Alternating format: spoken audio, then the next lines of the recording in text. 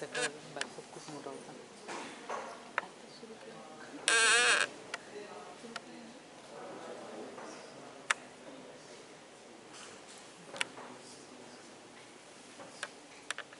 There is one more important thing to say.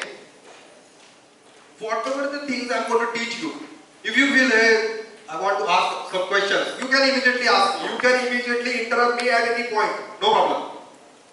Okay. And you can clear your doubts. Okay. I'm always ready to clear all the doubts.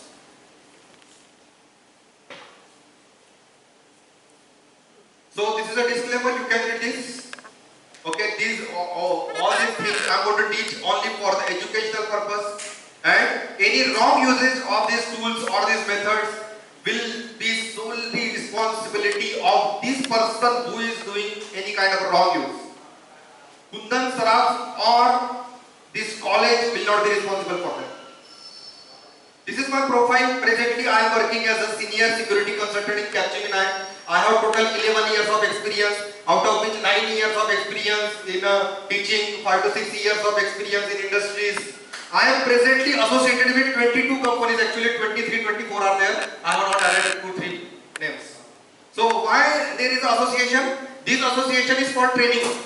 Okay, I am an international trainer. I am usually conducting trainings of a cyber security, ethical hacking and Splunk.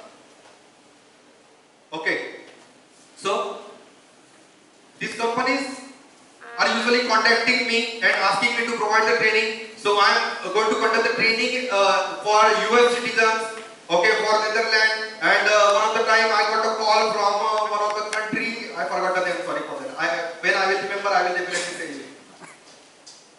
These are my achievements. Till today, I have conducted 25 plus, 30 plus trainings on a cyber security in Splunk. 3 Indian patents, 4 book chapters, 11 papers, 1 Indian copyright. I was second topper in Bachelor of Electronics Engineering. Achieved 90.63 percentile in GATE. I have qualified 4 various PhD entrance tests in 2017. I won many prizes for national and state level presentation. I am presently acting as a reviewer for 1 or 2 international journals.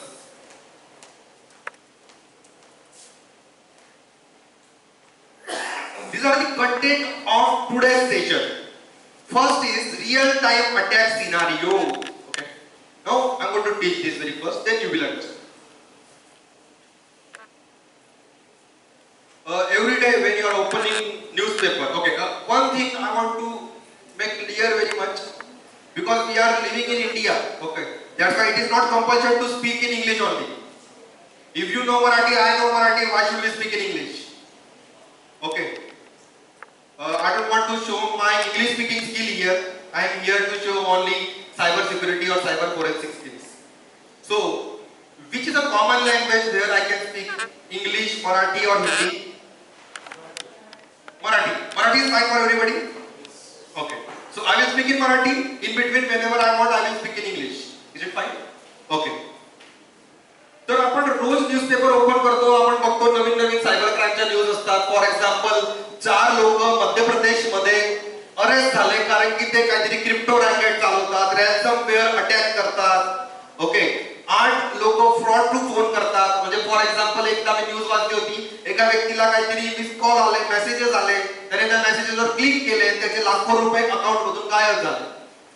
Okay, एका व्यक्तीला काहीतरी call आला, त्याला सांगितलं बाबा आम्ही customer support through बोलत आहोत, तू हे ऍप इन्स्टॉल कर. इन्स्टॉल केल्यावर त्याचे लाखो रुपये बँकेतून गायब झाले. Okay, then daily cyber stalker who harassed girl uploaded pics online. Okay, कोणीतरी कुठल्या तरी मुलीने कुठेतरी फोटो स्टोर करून ठेवले. ओके, ते फोटोज कोणीतरी घेतले आणि ते फोटोज घेऊन ते व्हायरल करायची धमकी देऊन त्याचा निरर्थक उपयोग केला. Okay, then over 3.17 lakh cyber crimes found in India in just 18 months. Okay, then Russian hacking group APT28 conducting brute force attack against organization worldwide. तर मला इथे या स्लाइड मध्ये असं दाखवून द्यायचं आहे की cyber security professional, digital forensic professional याची भयंकर गरज आहे. का गरज आहे बघूया, परत बघूया. एक वेबसाईट आहे threatmapcheckpoint.com. ही वेबसाईटवर आपण जाऊया. या वेबसाईटवर आज दिवसभरात किती सायबर अटॅक झाले ते दाखवत होतं. तर आपण आज बघूया की आज दिवसभरात जगामध्ये आपण GMT प्लस 530 आहोत. GMT प्लस 0 पासून स्टार्ट करून आतापर्यंत झालेले आहेत 61,87,486 अटॅक्स. आज दिवसभरात झालेले आहेत 60. मला वेबसाईट शेअर करायची आहे. तुम्ही इंटायर स्क्रीन शेअर करा. It will be better.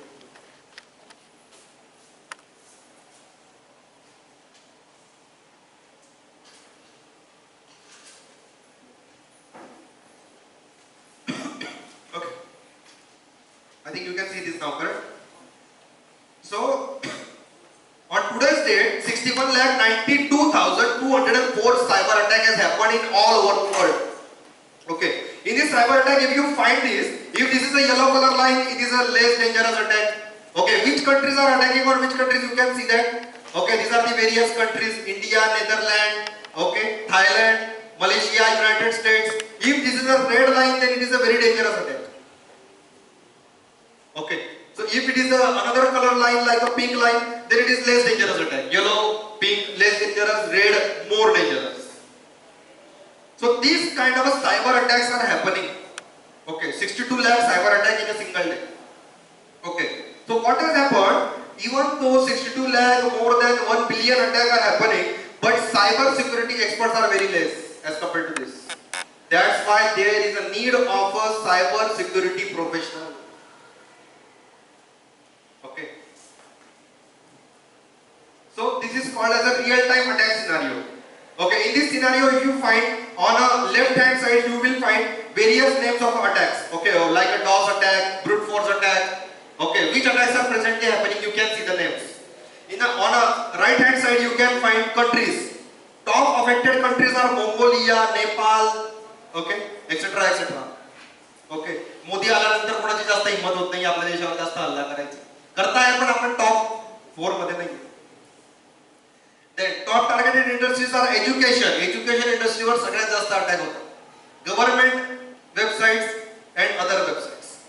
Top malwares are these are the top malware, phishing and etcetera. So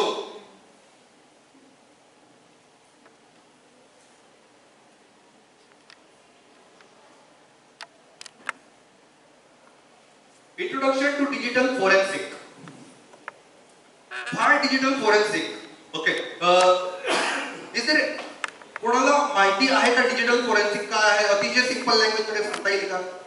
काय आहे? कोणाला सांगता येईल? Is there any answer? No problem. चुकीचं सांगितलं तरी चालेल. Investigation of cyber crime. Yes, correct. Perfect. Digitally जे क्राइम होतात त्यांचं इन्व्हेस्टिगेशन. बरोबर आहे. Perfect. आता इन्व्हेस्टिगेशन करण्यासाठी कुठल्या गोष्टी लागतात? कुठल्या गोष्टींचं आपण एक्झॅक्टली इन्व्हेस्टिगेशन करतो? काय माहिती का कुठल्या गोष्टी आहेत जे सायबर अटॅक करणारा व्यक्ती मागे ठेवून जाऊ शकतो? त्या कुठल्या गोष्टी आहेत माहिती का? कुठला एव्हिडन्स? IP address. ओके. अजून हां, hard disk or the system on which the attack has been performed. Okay, that's great. Location, very well done. Okay. तर आता काय आहे, मी इथे तुम्हाला थोड्या वेळाने दाखवणार आहे आजच्या सेशन मध्ये की माझा आयपी ॲड्रेस पण चेंज करून दाखवेल, मॅक ॲड्रेस पण चेंज करून दाखवेल, लोकेशन पण चेंज करून दाखवेल. मी तुमच्या समोर इंडियामध्ये आहे, मी तुम्हाला लोकेशन दाखवून देईल का मी कुठल्या तरी वेगळ्या देशात आहे. ओके. तर अटॅकर सगळ्यात पहिले हे तर सगळं करून घेतो. तो IP address, Mac address, location अजिबात ट्रेस होऊ देत नाही. मग तो काय ट्रेस होऊ देतो? तो ट्रेस होऊ देतो फॉर एक्झाम्पल तुम्ही एखादी वर्डची फाईल आहे, कोणती पण फाईल आहे तुमच्या कॉम्प्युटरवर, ती फाईल ओपन केली, तिच्यावर एक शब्द लिहिला, एक अक्षर लिहिला, तो अक्षर फोडून टाकला आणि बंद करून दिला, तर त्या फाईलचे लॉग्स क्रिएट होतात. माहिती का तुम्हाला? विंडोज मध्ये किंवा कोणत्या पण ऑपरेटिंग सिस्टीम मध्ये त्या फाईलचे लॉग्स क्रिएट होतात. मग ज्या कंपनीज असतात, जे टूल्स आहेत, थ्रेट इंटेलिजन्स टूल, हे सगळे लॉग्स मॉनिटरिंग करतात. ओके. आणि on the basis of log monitoring ते अटॅकरला पकडतात. मग त्याच्या पुढे अजून आहे डिजिटल फॉरेन्सिक. डिजिटल फॉरेन्सिक म्हणजे काय होतोय की क्राईम घडून गेलेला आहे, क्राईम आजच्या तारखेला सायबर क्राईम झालेला आहे, कोणीतरी अटॅक केलेला आहे. आपल्याला काय करायचं आहे की क्राईम घडल्यानंतर व्यक्तीला पकडलं त्याला मला कोर्टात घेऊन जायचं आहे आणि कोर्टात प्रूव्ह करायचं आहे की हा व्यक्ती दोषी आहे आणि सायबर क्राईम केला होता, त्यासाठी मला इव्हिडन्सेस लागतील. मग ते इव्हिडन्सेस गोळा करणं म्हणजे digital forensic. Okay, for example आपण पिक्चर मध्ये बघतो ते काय, ते फिंगरप्रिंट गोळा करतात, फुटप्रिंट गोळा करतात, काय त्याचं काय लायटरच पडून जातं, काहीतरी ते कुठेतरी इव्हिडन्स घेऊन ते जातात. तर तसं हे सायबर सिक्युरिटी मध्ये डिजिटल फॉरेन्सिक होतं आणि डिजिटल इव्हिडन्सेस आपण गोळा करायचं काम इथे करतो. ओके, आता माझं सेशन फर्स्ट सेकंड आहे ते सुदैवाने खूप चांगलं आहे, कारण की मला तुम्हाला सांगायचं आहे की इव्हिडन्सेस गोळा करायचे आहे. ओके, हे सगळे कधी करणार, जेव्हा सायबर अटॅक होईल तेव्हा, बरोबर. मग मला तुम्हाला इथे पहिले सायबर अटॅक करून दाखवायचे की कसे कसे सायबर अटॅक होऊ शकतात. अनेक वेळा तुमच्यासोबत पण झाले असतील, तुम्हाला ते माहिती असेल. तर मी हे सुरुवातीला दाखवतो आणि मग डिजिटल फोरेन्सिक्सचे उद्यापासूनचे जे सेशन आहेत ते पूर्ण डिजिटल फोरेन्सिक आहे, ते तुम्हाला प्रॅक्टिकली कदाचित करून दाखवतो. माझा जास्त भर आहे प्रॅक्टिकल करून दाखवण्यात. ओके, त्यासाठी मला थोडंसं तुमची मदत लागेल. कोणाचा तरी अँड्रॉइड मोबाईल तुम्ही मला सांगाल सर माझा मोबाईल हॅक करा, मी त्याचा मोबाईल हॅक करेल, त्याच्या मोबाईलचे सगळे मेसेजेस, सगळे फोटो, सगळं काही जे आहे नाही आहे ते सगळं इथे दाखवेल. तर एवढा कोणी चांगला व्यक्ती असेल तर तो बघा, असेल तर याचा शेवट उरलेला मीच आहे.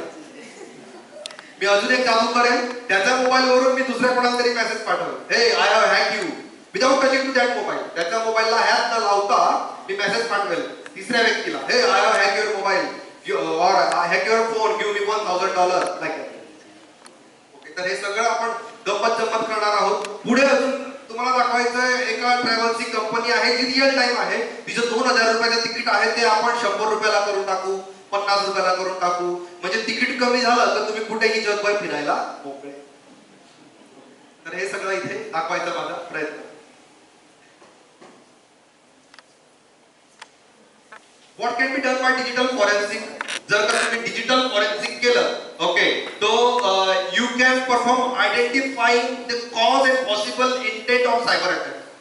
ओके, काय कशामुळे सायबर अटॅक झाला होता, त्याचा इंटेंट काय होता, त्याने काय केलं एक्झॅक्टली सायबर अटॅक करून, त्याने फक्त फोटोज व्हिडिओज गोळा केले का त्याने आपल्याला सगळा डाटा इन्क्रिप्ट करून रॅन्समवेअर अटॅक केला, हे आपल्याला डिजिटल फॉरेन्सिक मुळे कळतं. तुम्हाला रॅन्समवेअर अटॅक काय आहे माहिती? बघा, हे पूर्ण सेशन मध्ये जेवढे काही 3-4 तास आहे, माझा एकच प्रयत्न आहे, मला तुमच्या लेवलला यायचं. तुम्हाला माझ्या लेवलला आणणं हा पर्पज नंतरचा, पहिला पर्पज आहे मला तुमच्या लेवलला यायचं. म्हणून मला पहिले माहित असणं आवश्यक आहे तुम्हाला काय काय माहिती आहे, काय काय.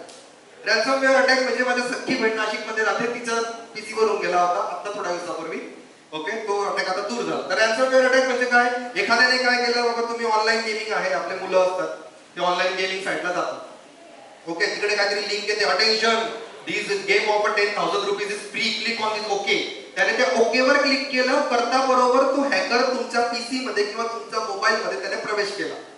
हॅकरने प्रवेश केल्यावर तुमचा पूर्ण डाटा इन्क्रिप्ट झाला.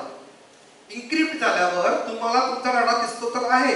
फॉर एक्झाम्पल kundan.jpg नावाची इमेज तर आहे, पण ती इमेज मला ओपन करता येत नाही.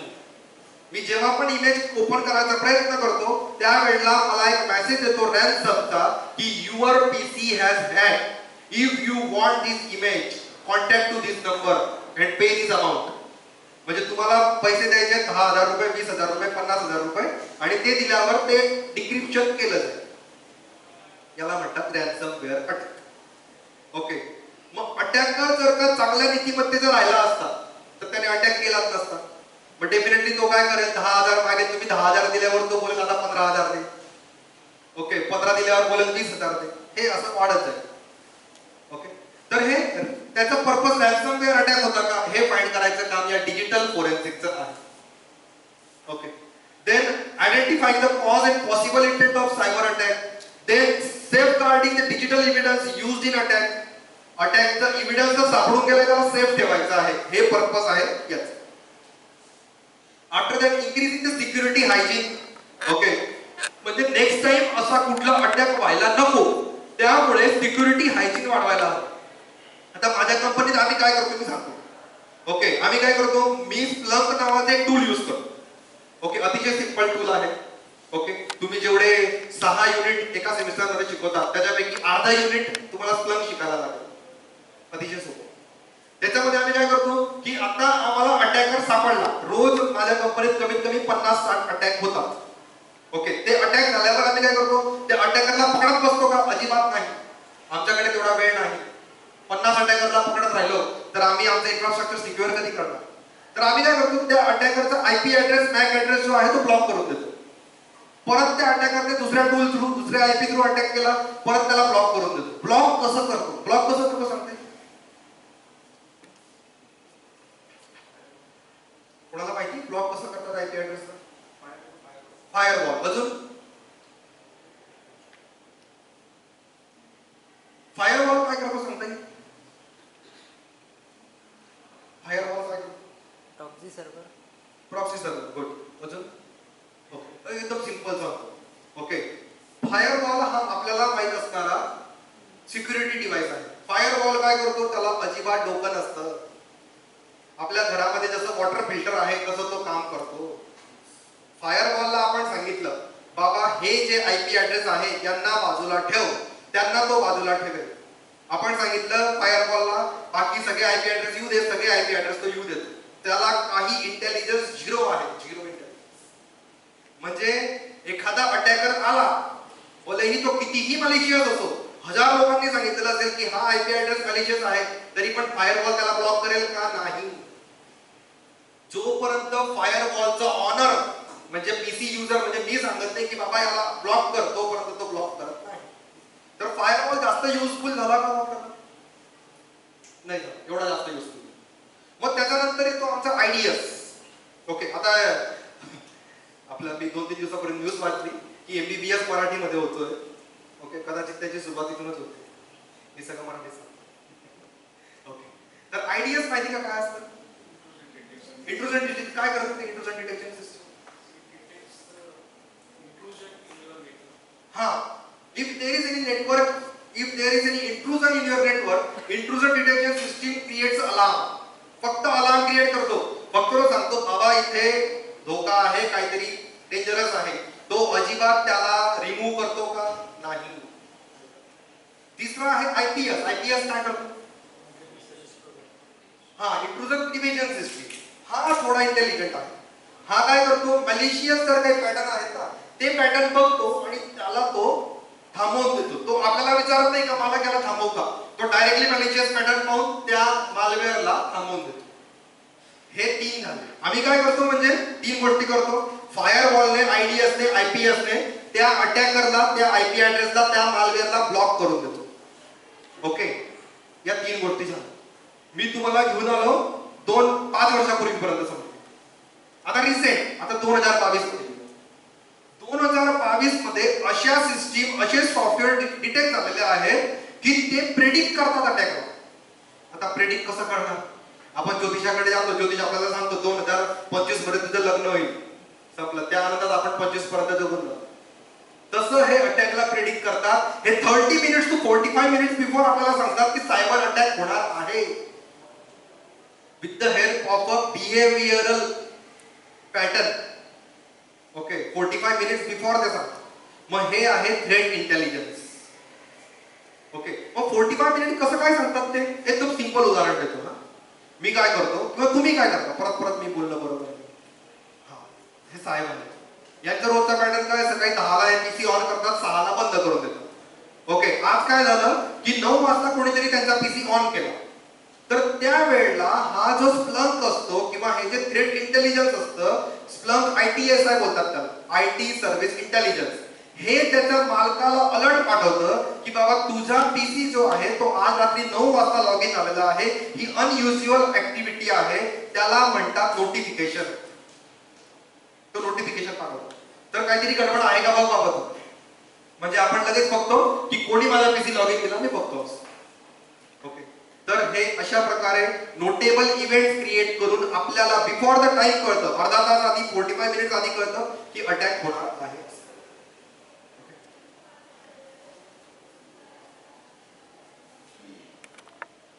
Introduction to cyber security. Cyber security काय एक्झॅक्टली सांगता येईल का तुम्हाला? काय होतं?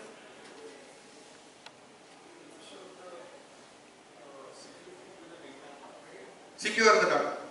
बरोबर बरोबर. मग सिक्युरिटीची कुठले कुठले बेस माहिती तुम्हाला? सिक्युरिटी आपण कोणत्या रीतीने करू शकतो? Cyber security. Which different kinds of ways you know for cyber security? Antivirus वापर. अँटीव्हायरस. गुड. अजून? पासवर्ड्स. ओके. अजून? सॉफ्टवेअर फायरवॉल वगैरे. Software firewall. Good good. तर हे असे काही प्रकारचे सॉफ्टवेअर मी इथे रन करून दाखवणार आहे. फॉर एक्झाम्पल आहे क्रिप्टोग्राफी, स्टेगनोग्राफी. मी हे हँड्स ऑन दाखवणार आहे. तरी या काही मेथड्स आहेत. Okay. Cyber security means combination of processes which are used to secure your PC or your digital data against the cyber attack. Cyber attack पासून आपल्या डाटाला जर का आपण वाचवतो आहे तर त्याला म्हणतात सायबर सिक्युरिटी. काही कन्सेप्ट आहेत ज्या खूप महत्त्वाच्या आहेत म्हणून मी ते 2-3 कन्सेप्ट ऍड केलेले आहेत. त्या तुम्हाला कळणं आवश्यक आहे म्हणून मी एक्सप्लेन करतो. नेक्स्ट आहे वल्नरेबिलिटी. वल्नरेबिलिटी म्हणजे काय माहिती का? Your system is vulnerable. Yes. Loophole. बरोबर. म्हणजे एक्झॅक्टली काय? हा बरोबर. ओके. आपण काय करतो? मी मायक्रोसॉफ्ट ऑफिस 2 दिवसापूर्वी एक्सपायर झालं, ते विकत घ्यायला 15,000 लागत होतं. आपण लगेच दुसरं कुठलं तरी पायरेटेड टाकून देतो मायक्रोसॉफ्ट ऑफिस. तर हा झाला लूप होल माझ्या पीसी मध्ये. वल्नरेबिलिटी. ओके. हा लूप होल यूज करून कोणीही अटॅकर जर का आपल्या पीसी मध्ये एंटर करू शकत असेल तर त्याने जो लूप होल यूज केला त्याला म्हणतात vulnerability. Okay. This is a vulnerability. Okay. Loophole means कमी आहे. ओके. आपल्या प्रत्येकामध्ये काहीतरी कमी आहे, कोणीच पूर्ण नाहीये. तर ते जे काही लूप्स आहेत, लूप होल्स आहेत, आपण म्हणू शकतो की आपण वल्नरेबल आहोत फॉर अटॅक. नेक्स्ट आहे एक्सप्लॉइट. एक्सप्लॉइट काय सांगता येतं का? एक्सप्लॉइट किंवा एक्सप्लॉइटेशन म्हणजे काय?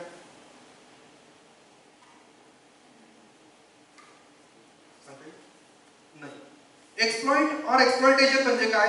लूप होल्स आहेत बाबा. मायक्रोसॉफ्ट ऑफिस काहीतरी जुनं व्हर्जन किंवा पायरेटेड कॉपी इन्स्टॉल केलेली आहे. ती मायक्रोसॉफ्ट ऑफिसची पायरेटेड कॉपी यूज करून जर का कोणी माझा पीसी हॅक करत असेल तर त्याला मी बोलतो एक्सप्लॉइटेशन झालं. त्याला मी बोलतो माझा पीसी एक्सप्लॉइट झाला. एक्सप्लॉइट कसा झाला? With the help of this Microsoft Office loophole, pirated version loophole. Okay. Why exploit is created? Exploit कसा काय क्रिएट होतो? Suppose you got update of Office of Windows आणि तुम्हाला काय करायचं? तुमचा डाटा सेव्ह करायचा आहे. तुम्ही अपडेट केलंच नाही, होऊन गेला लूप होल तयार. तुम्ही बॅकडेटेड व्हर्जन वापरलं विंडोज, लिनक्स किंवा ऑफिसचं, लूप होल तयार झाला. ओके. तुम्ही जर एखादं काहीतरी सॉफ्टवेअर इन्स्टॉल केलं, ओके, जे एखादा मॅलिशियस वेबसाईट वरून आलेला आहे, लूप होल तयार झाला. These are the various ways by which loophole is created. Metasploit नावाची गोष्ट माहिती का तुम्हाला? मेटास्प्लॉइट नाही कोणालाच माहिती? माहिती? Yes please.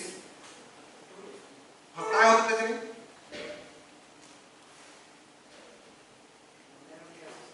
Vulnerability assessment.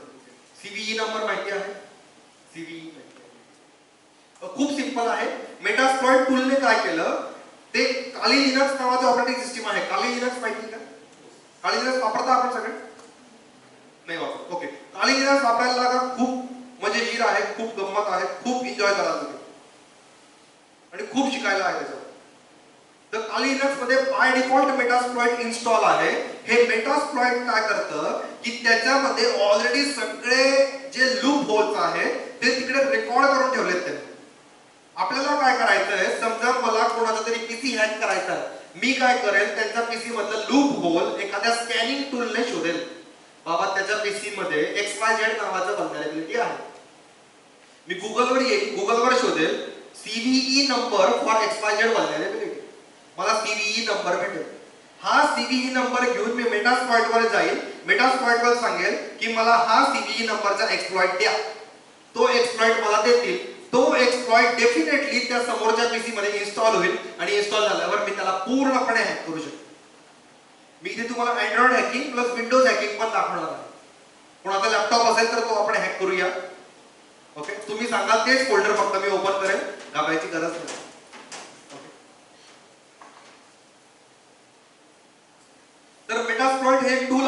Hacking साठी वापरतात.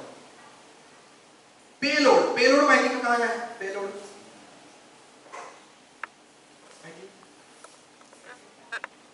पेलोड नाही. पेलोड म्हणजे एक सॉफ्टवेअर आहे जे मला समोरच्याच्या पीसी मध्ये इन्स्टॉल करायचं आहे, जेणेकरून मी त्याचा पीसी हॅक करू शकतो. एक छोटं सॉफ्टवेअर, अतिशय छोटं, 10 KB 15 KB. ओके. आणि ते सॉफ्टवेअर इन्स्टॉल करता बरोबर त्याचा पूर्ण पीसीचा 100% कंट्रोल मला भेटेल. So this is a payload. आपण पेलोड पण तयार करणार आहोत, मी तुम्हाला करून दाखवेल पेलोड कसा असतो.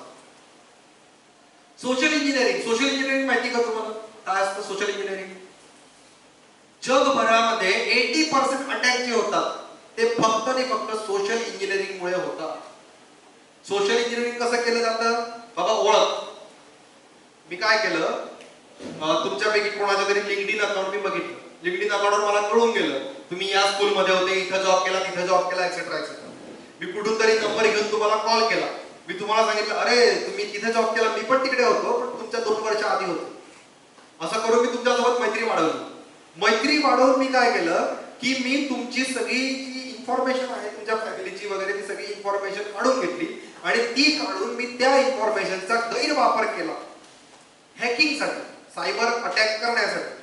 तर त्याला म्हणतात social engineering attack. Okay. So process of extracting sensitive information by trick. Okay. User name, password etcetera etcetera. तर सोशल इंजिनिअरिंगचे वेगवेगळे अटॅक कोणते बघूया. सगळ्यात पहिले कोणीतरी एखाद्या कंपनीत गेला काहीतरी ओळख काढून आणि त्याने काय केलं, जाता बरोबर डस्टबिन उलटा केला. डस्टबिन का उलटा करेल बरोबर? डस्टबिन उलटा करून त्याला बरेचसे डॉक्युमेंट भेटतील जे आपण फाडून फेकलेले आहेत. For example bills. बिल्स पुढे काय कळेल? कुठला वेंडर आहे, कुठल्या वेंडर सोबत कंपनीचा कारभार चालतोय, कोणते लोक आहेत, कोणता मोबाईल नंबर आहे, कोणते कॉन्टॅक्ट डिटेल्स आहेत, त्यांची कंपनी कुठे आहे, सगळे कळतं. बरोबर आहे. तर डस्टबिन थ्रू मला बरंच काय देतं. Phone number, account number, social security number etcetera. त्यानंतर काय करेल, हॅकर जो आहे सोशल इंजिनिअरिंग करून तो तुमच्या कंपनीची तुमच्याशी मैत्री करून अरे फक्त 2 मिनिटं आपण तुझ्या कंपनीत भेटू. तो सांगेल तुम्हाला पाणी आणायला द्या. बाबा पाणी आणायला गेला तो तुमचा जो फॅक्स मशीन मधला तो पेपर आहे, कार्बन पेपर, तो घेऊन गेला आणि घरी निघून. तो कार्बन पेपर तुमचा काही कामाचा नव्हता, त्यामुळे तुमच्या लक्षात आलेलं नाही. कार्बन पेपरचा काय फायदा आहे बरं? कसं काय हॅकिंग करत कार्बन पेपर? कार्बन पेपरचा फायदा असा आहे की फॅक्स मशीन मधल्या कार्बन पेपरवर जे काही फॅक्स आपण पाठवले त्याची एक इमेज त्याच्यावर दिसते. बरोबर आहे. तर हे इमेज घेऊन, कार्बन पेपर घेऊन त्याला कळू शकतं की हे सगळे फॅक्ट्स आपण पाठवलेले आहेत आणि या लोकांशी आपले कॉन्टॅक्ट आहेत. ओके. फॉर एक्झाम्पल अजून एक एकदम सिंपल अटॅक सांगेल मी तुम्हाला. ते आपण एटीएम मशीन मध्ये जातो तर त्याच्यामध्ये काय होतं की कुठले तरी 16 नंबर बरोबर एटीएम कार्डचे, या 16 नंबर पैकी 8 नंबर डिस्प्ले केलेले असतात आणि उरलेल्या 8 नंबरला मास्किंग केलेलं असतं क्रॉस क्रॉस. बरोबर. तर हे जर तुम्ही एटीएम मशीनची पावती फेकून दिली, घरी येऊन गेले, तर त्याच्यामुळे पण तुमचं कार्ड ब्लॉक होऊ शकतं. कसं काय होईल? 8 नंबर ब्लॉक केलेत. बरोबर आहे. आपल्याकडे डायरेक्ट असे सॉफ्टवेअर आहेत की 8 नंबरच आहेत ना. 8 8 किती होतील? 64 किंवा त्यापेक्षा जास्त. तर डायरेक्ट सॉफ्टवेअर त्याला मॅच करतंय. म्हणजे तुमचं कॉम्बिनेशन कोणतं आहे 16 डिजिटचं, ते सॉफ्टवेअरच मला सांगेल, मला काहीच करायची गरज पडणार नाही. ओके. देन रिसायकल बिन. कोणीतरी आपल्या पीसी मध्ये आला, आपल्याशी मैत्री करून 2 मिनिटं बोलला पाणी दे आणि रिसायकल बिन आपला त्याने बघून घेतला. त्याच्यावर त्याला कळेल की आपण काय काय डिलीट केलंय. नेक्स्ट आहे ऑफेन्सिव्ह वर्सेस डिफेन्सिव्ह सिक्युरिटी. माहिती का आहे ऑफेन्सिव्ह डिफेन्सिव्ह बद्दल? माहिती आहे ऑफेन्सिव्ह डिफेन्सिव्ह? Very simple. 2 प्रकारच्या सायबर सिक्युरिटी आहेत. काही विद्यार्थी पण आहेत इथे.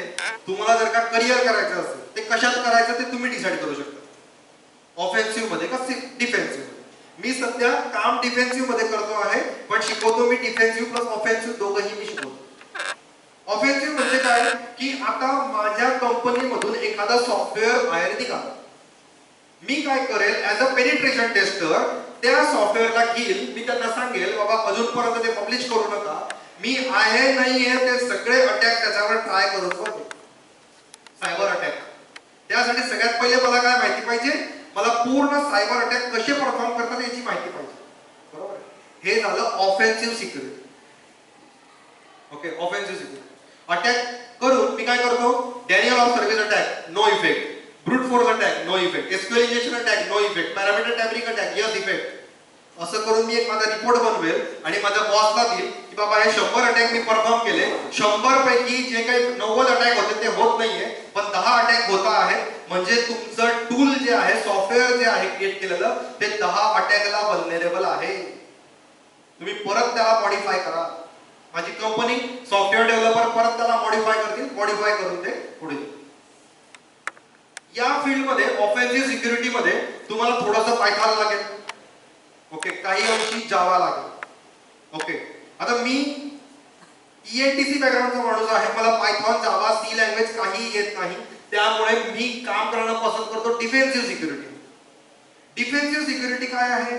डिफेन्सिव्ह म्हणजे अजिबात सॉफ्टवेअर चेकिंग करायची नाही, कुठेही कोणतेही अटॅक करायचे नाही, फक्त एक दोन सॉफ्टवेअर घेऊन बसायचे. फॉर एक्झाम्पल स्प्लंक झालं, क्यू रडार झालं, असे सॉफ्टवेअर घेऊन बसायचे आणि कंटिन्युअसली मॉनिटर करायचं आपल्या इन्फ्रास्ट्रक्चरला काही अटॅक होत आहेत का. म्हणजे फॉर एक्झाम्पल आपण बोलूया वॉचमन. वॉचमन काय करतो, 24 तास घराच्या बाहेर बसतो आणि तो चेक करतो कोणी बाहेरचा माणूस, अनोळखी माणूस येत आहे का.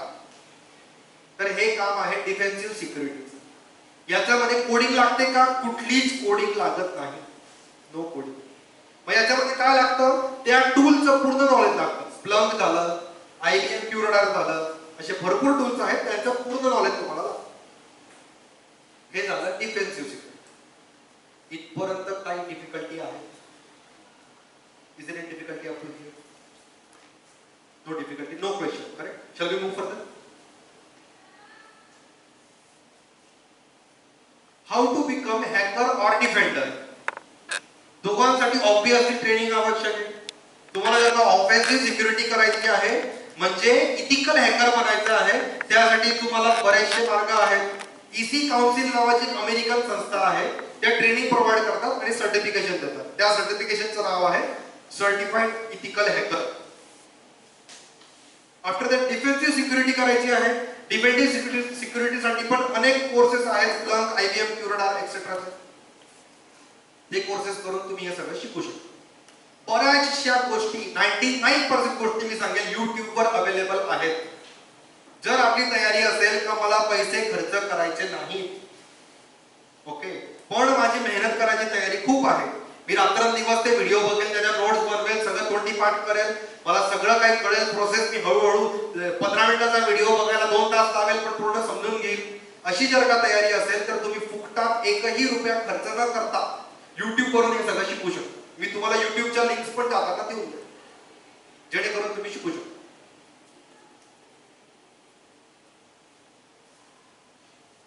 Cyber threat intelligence. कोणी सांगेल का सायबर थ्रेट इंटेलिजन्स काय आहे?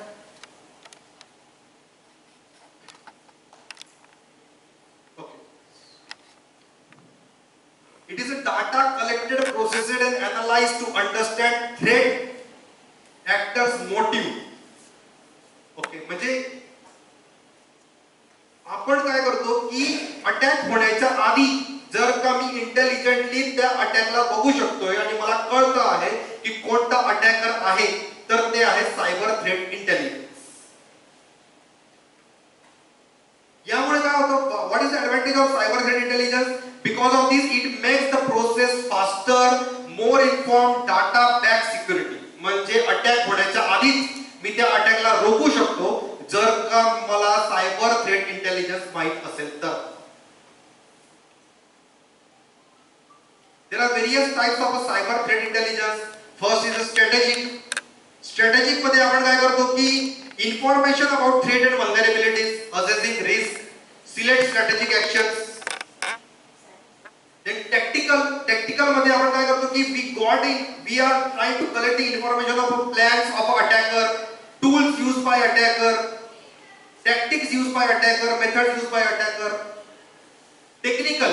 What is the use of technical method? In that method, we are trying to process, identify, and classify, prioritize the new cyber security threats. In a fourth thing, operational. Operational मध्ये आपण we are trying to do cyber defense, incident response, and information in real time about the malware. Next आहे vulnerability assessment versus penetration testing. कोणाला माहिती का vulnerability assessment आणि penetration testing काय आहे ते? माहिती कोणाला? सांगता येईल? नाही. VAPT नावाची एक पोस्ट आहे जिला इंडस्ट्रीमध्ये भयंकर महत्व आहे. जर का तुम्हाला ते येत असेल तुम्हाला लगेच जॉब लागेल. VAPT. VA म्हणजे vulnerability assessment, PT म्हणजे penetration testing. याच्यामध्ये काय होतंय vulnerability assessment म्हणजे जर मला एखादी सिस्टीम सॉफ्टवेअर मोबाईल फोन काहीही दिलं त्याच्यावर मी अटॅक न करता फक्त ते मोबाईल हाताळून मी त्याच्यामध्ये काय vulnerabilities आहेत ते शोधून काढतो आहे, लूप होल शोधून काढतो आहे, तर त्याला म्हणतात vulnerability assessment. हे लक्ष देऊन ऐका, मी तुमच्यापैकी कोणाला त्याचा प्रश्न विचारणार.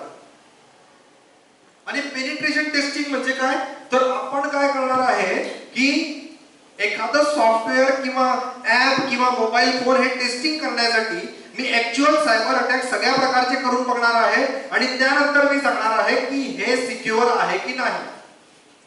तर मला सांगा कोणतं रिस्की आहे, डेंजरस आहे, कोणती मेथड, व्हलनरेबिलिटी असेसमेंट का पेनिट्रेशन टेस्टिंग?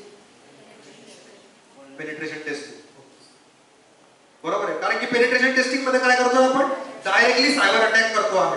मग सायबर अटॅक मध्ये काय होऊ शकतं, असं होईल का आता समजा एखाद्याने तुमच्यावर अटॅक केला, करायला नको पण केला, ओके, तर असं होईल का तो फक्त तुमचं शर्टच फाडेल किंवा फक्त थोडासा त्रास होईल, काही पण होऊ शकतो. अटॅक मध्ये त्रास तर काही होऊ शकतो. त्याच प्रकारे या सॉफ्टवेअरला सायबर अटॅक झाल्यावर काहीही लॉस होऊ शकतो. We can't imagine, we can't predict also.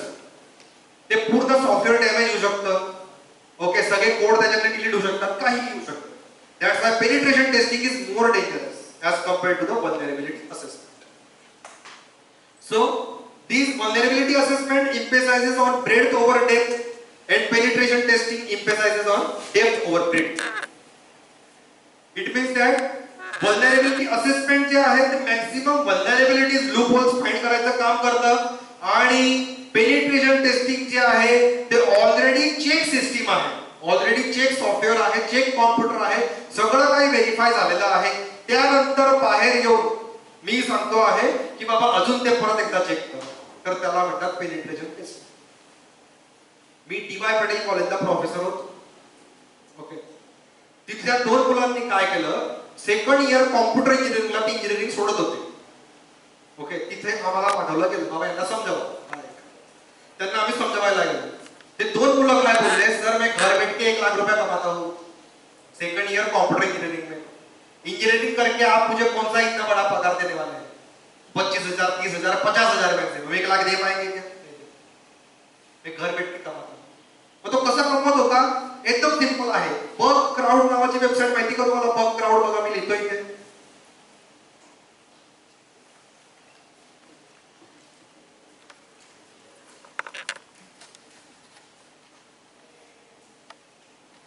www.bugcrowd.com.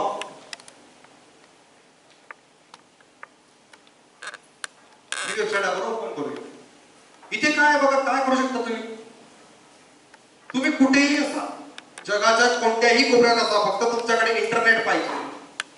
तुमच्याकडे जर का इंटरनेट आहे, तुम्ही सिंपली बग क्राउड वर अकाउंट ओपन करायचं, फ्री ऑफ कॉस्ट, 1 रुपयाही चार्ज नाही.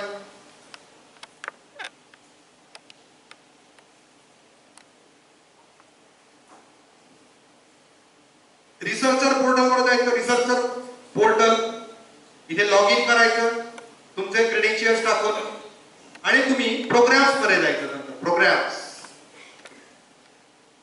आपण बघू आता काय प्रोग्राम्स काय आहेत, काय फायदा आहे. हे बघा, पहिलाच प्रोग्राम मी ओपन करतो, ओके. ही एक कंपनी आहे, याने काय सांगितलेलं आहे की बाबा आमच्या या वेबसाईट्स आहेत बघा, इन स्कोप वेबसाईट दाखवतो मी तुम्हाला.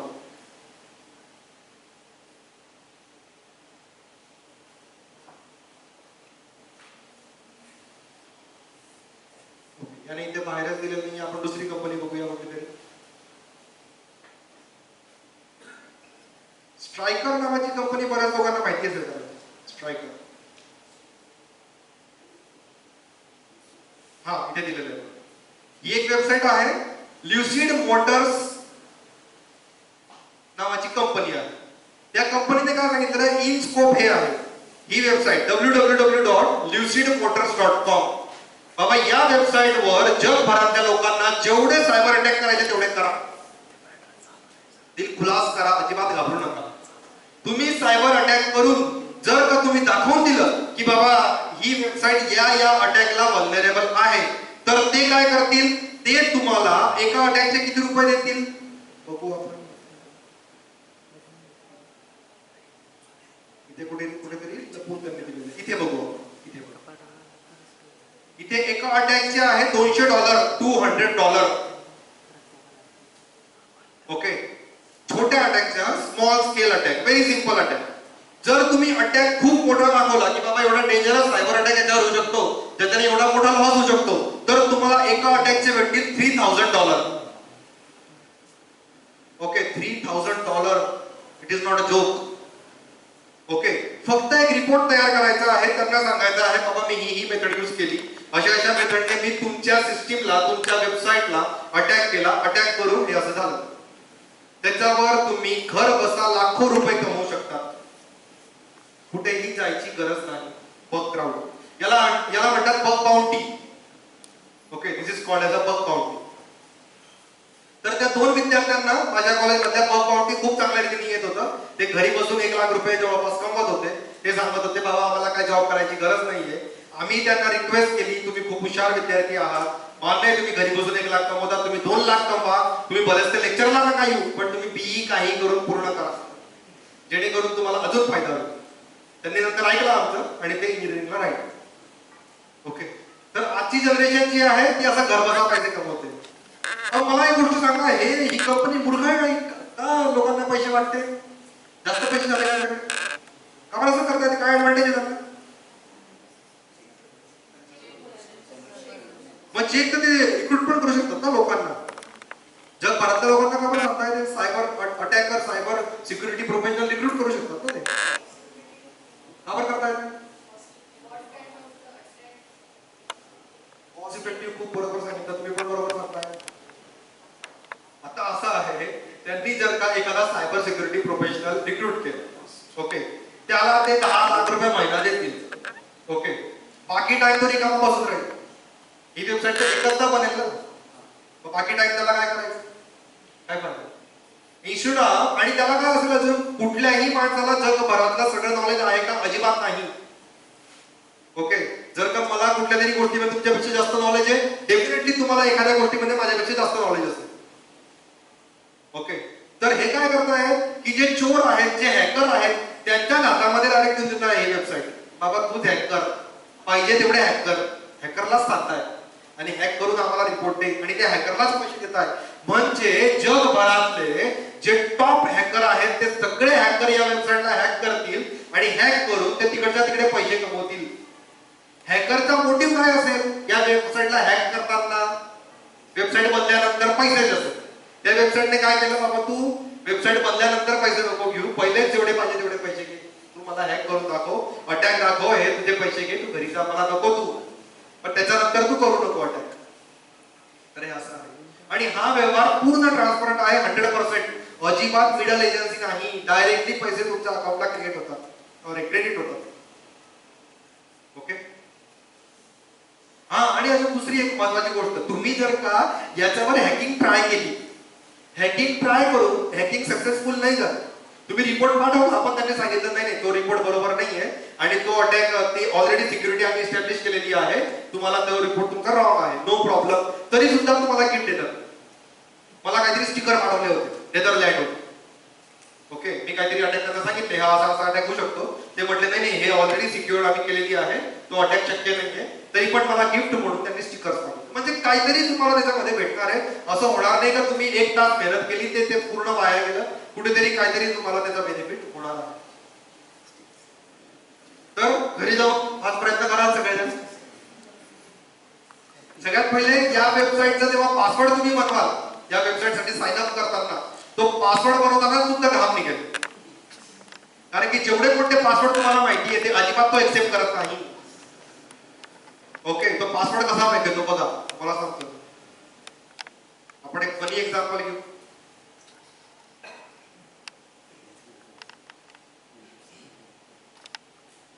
सगळ्यात पहिले आपले अमिताभ बच्चन आले. त्यांचं काय नाव आहे? अमी. ओके, अमी. आफ्टर दॅट त्यांचा मुलगा आला, त्याचं काय नाव आहे? अभि. ओके, आफ्टर दॅट त्यांची सून आली, तिचं काय नाव आहे? ऐश्वर्या. ऐश. असा पासवर्ड तो घेईल.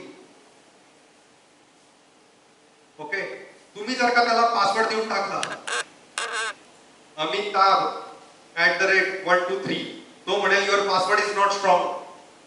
त्याला एकदम कॉम्प्लिकेटेड पासवर्ड लागतो, एवढा कॉम्प्लिकेटेड तर तो पासवर्ड लिहिल्यावर तुम्हीच काही दिवसानंतर विसरून जाल मी काय लिहिलं होतं बाबा. एवढा कॉम्प्लिकेटेड पासवर्ड या वेबसाईटला लागतो. आणि का लागतो याचं कारण काय आहे? कारण की ही वेबसाईट वापरणारे जे आहेत ते जगभरातले सगळ्यात हुशार हॅकर आहेत. मग ते हॅकरचा सगळ्यात पहिला पर्पज काय असेल? जे युजर आहेत त्यांना हॅक करा. काही लोकांची अशी इच्छा आहे माझ्या फॅकल्टीजची की त्यांना इथून स्विच करायचं, कुठेतरी जायचं, इंडस्ट्रीत जायचं. नाही, 100% स्विच नाही करायचं, त्यांना कन्सल्टिंग करायचं. साइड बाय साइड त्यांना फ्रीलान्सिंगने पैसे कमवायचे. मग कसं काय करू? मला तर झिरो नॉलेज आहे, मी काय करू? एकदम सोपं. या बग क्राउडवर जा, रात्रंदिवस अभ्यास करा, हॅकिंग शिका, हॅकिंग शिकून याच्यावर अटॅक करा.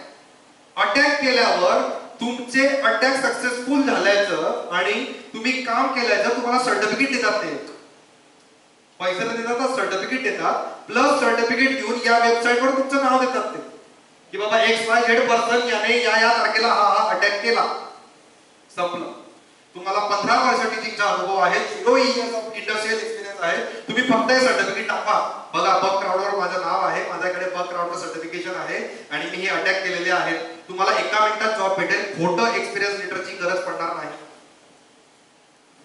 एका सेकंदात जॉब इंडस्ट्रीमध्ये.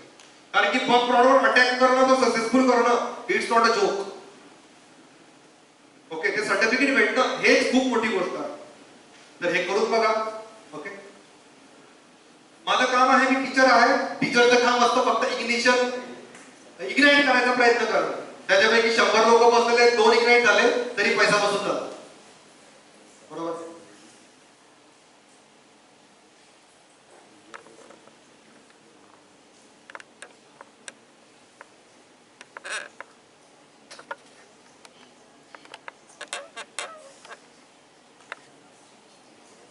Then what we will do, we will perform one real time penetration testing. Penetration testing म्हणजे काय? मी एक रिअल टाइम अटॅक करणार आहे इथे आणि तो मी काली लिनक्स यूज करून करणार आहे. काली लिनक्स मी तुमच्या समोर ओपन करतोय. काली लिनक्स ही एक ऑपरेटिंग सिस्टीम आहे जिच्यामध्ये सगळ्या प्रकारचे जे हॅकिंगचे टूल्स आहेत ते एकत्र केलेले आहेत. तुम्हाला बाहेरून कुठलं टूल घ्यायची गरज नाही. सगळे टूल्स इथे फ्री ऑफ कॉस्ट अवेलेबल आहेत, यूज करा.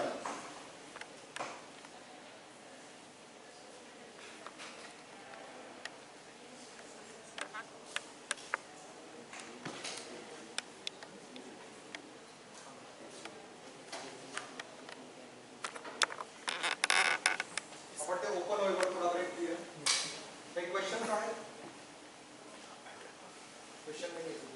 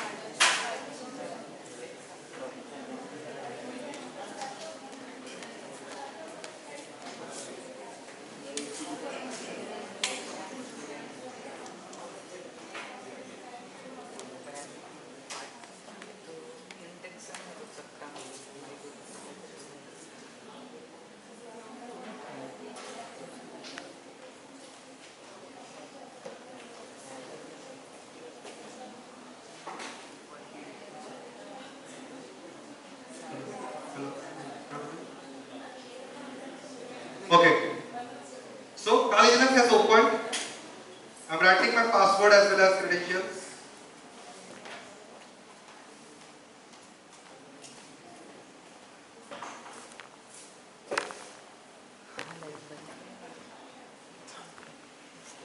या Kali Linux मध्ये OWASP झॅप नावाचं एक टूल आहे. ते टूल आपण ओपन करणार आहोत.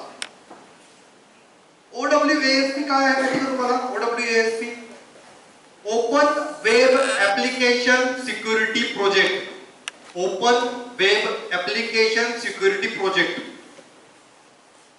ही एक संस्था आहे अमेरिकेची. ही संस्था काय करते? दर 3-4 वर्षानंतर 10 सगळ्यात जास्त पॉवरफुल सायबर अटॅक प्रोव्हाइड करते. which are the 10 cyber attacks which are very much powerful and who has given very much trouble to all over the world. असे 10 अटॅक तुम्हाला देते. ओके, तर दर 3 वर्षानंतर हे 10 अटॅक हे परत आपल्याला सांगतात. ते नवीन अटॅक सांगतात प्रत्येक 3 वर्षात.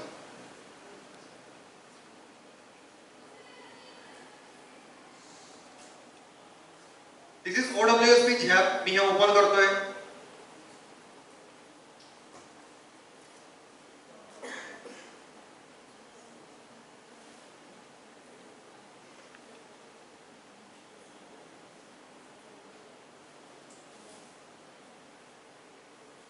What is the use of this OWASP ZAP tool?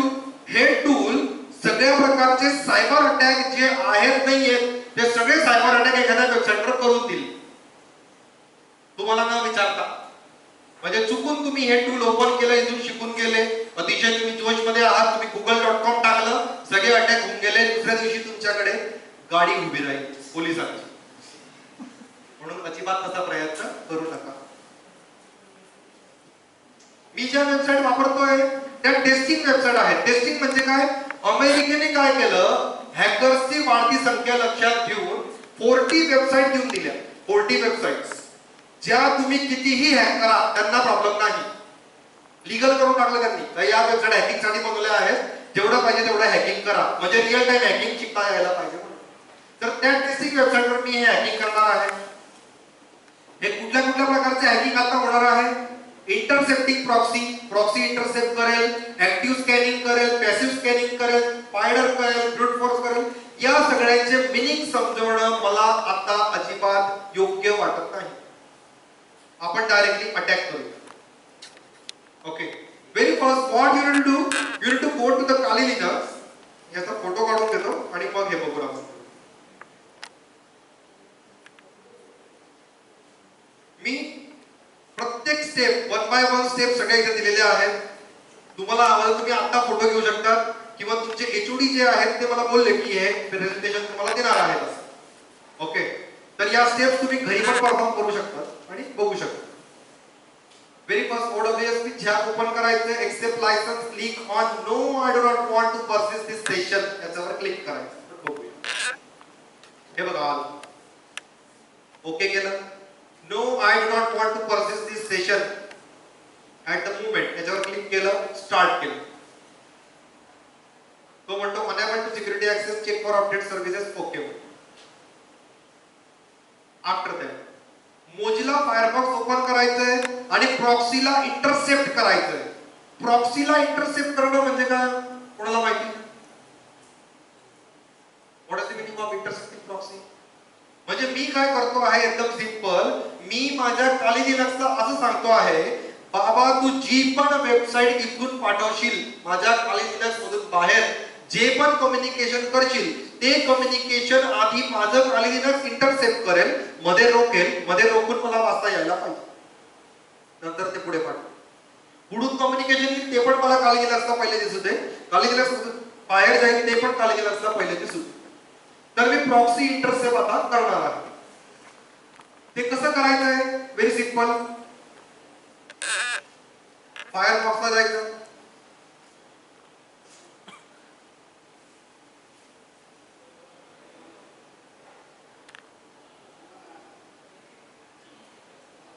Firefox मध्ये प्रेफरन्सेस मध्ये जायचं.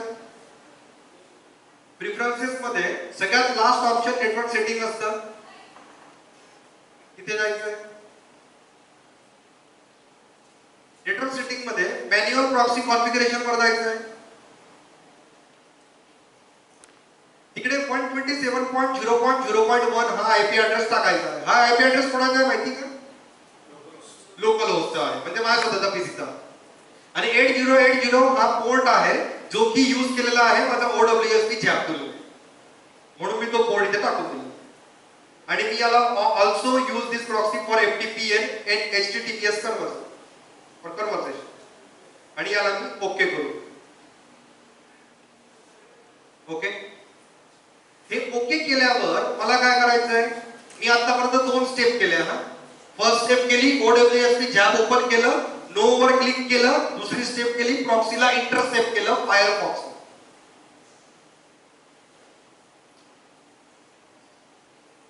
यानंतर मला काय करायचंय, OWSP झॅप वर जायचंय, टूल वर, त्याच्या टूल्स ऑप्शनला जायचं, ऑप्शन्स वर क्लिक करायचं, डायनॅमिक SSL सर्टिफिकेट वर क्लिक करायचं, यस सेव्ह ब्राउज डेस्कटॉप याच्यावर क्लिक करायचं. Will do that.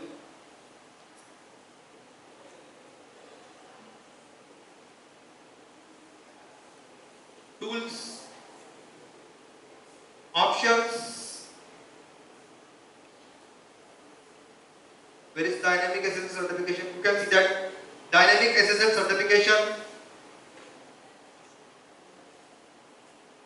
Save. हे सर्टिफिकेशन सेव्ह करतोय मी आणि ओके करतोय. आता का असं का केलं मी काय सांगता येईल का कोणाला? हे सर्टिफिकेट का सेव्ह करतोय? हे सर्टिफिकेट काय करतोय मी, या OWSP झॅप टूलचं सर्टिफिकेट माझ्या काली लिनक्सच्या ब्राउझरला सेव्ह करून देतोय. म्हणजे काली लिनक्स आणि OWSP झॅप दोघं एकमेकांसोबत कम्युनिकेट करू शकतील.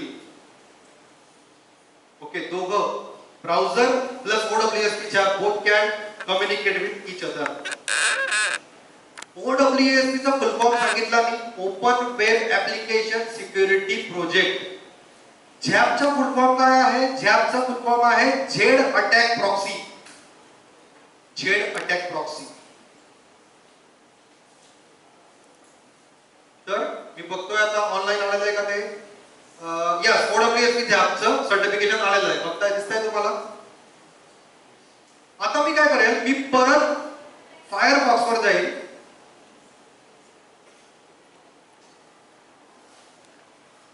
फायरफॉक्स वर जाऊन मी परत प्रेफरन्सेस वर जाईल. प्रेफरन्सेस वर मी सिम्पली इथं सर्च करेल CER. हे सर्टिफिकेशन मला भेटलेलं आहे. व्ह्यू सर्टिफिकेट वर जाईल, इम्पोर्ट वर जाईल, ते सर्टिफिकेशन शोधेल माझं कुठे आहे ते. यस, OWSP झॅप रूट CACER सापडलाय मला. त्याला मी ओपन करून दिली. तो म्हणतोय दिस सर्टिफिकेशन इज ऑलरेडी इन्स्टॉल्ड. कारण की मी याच्या आधी अटॅक केला होता त्यामुळे ते इन्स्टॉल झालेला आहे, म्हणून मला करायची गरज नाही. तुमच्या केस मध्ये काय होईल, तुम्हाला तो यस म्हणेल, इन्स्टॉल करता येईल तुम्हाला, आणि नंतर तो ओके म्हणेल. ओके म्हणून तुमचं सगळं काही ते तिथं सर्टिफिकेशन इन्स्टॉलेशन पूर्ण होतं.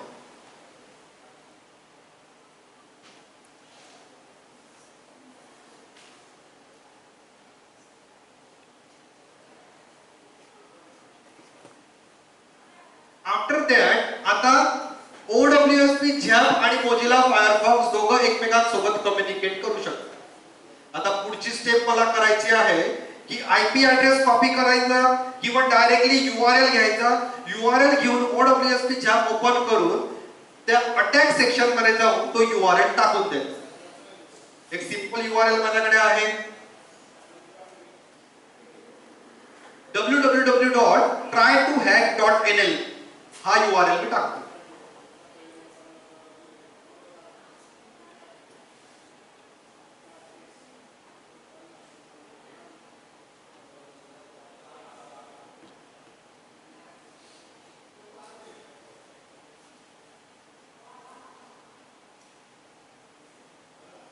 मी सांगितल्याप्रमाणे अटॅक सेक्शन वर जाऊ, ऑटोमेटेड स्कॅन, इथे URL टाकून देतो, http www.trytohack.nl. याच्यावर क्लिक करून अटॅक वर क्लिक केलं. अटॅक वर क्लिक केल्यावर तुम्हाला दिसतंय अटॅक स्टार्ट झालेला आहे. खाली तुम्हाला सगळं काही ते दिसेल क्लिअर. इथे दिसतंय तुम्हाला खाली, हे बघा एवढे सगळे अटॅक त्या वेबसाईटवर होत आहेत.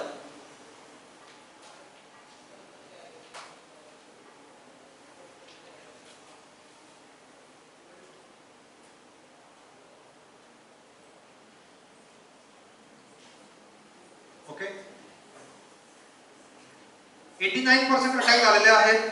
ती वेबसाईट ऑटोमॅटिकली अटॅक करते आहे OWSP झॅप. मला काही करायची गरज नाही, ते टूल ऑटोमॅटिक सगळं करत आहे. आणि अटॅक करून ते काय करेल, ते एक रिपोर्ट तयार करेल आणि रिपोर्ट मला देऊन देईल. आणि त्या रिपोर्टवर दिलेलं असेल बाबा ही जी वेबसाईट आहे try2hack.nl नावाची वेबसाईट, ही वेबसाईट या 10 अटॅकला वल्नरेबल आहे. हे 10 अटॅक याच्यावर होऊ शकत नाही. या वेबसाईट मध्ये ही कमी आहे, ती वल्नरेबिलिटी आहे, ते लूपहोल आहे. सगळं काही मला इथे कळत आहे.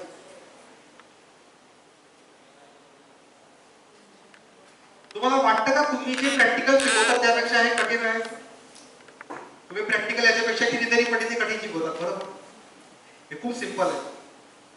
मी इथे आलेलो आहे फक्त हेच करायला, सगळं काही तुमच्यासाठी सिम्प्लिफाय करून द्यायला, जेणेकरून तुमची वाट मोकळी होईल आणि तुम्ही या फील्ड मध्ये तुमचं करिअर कराल.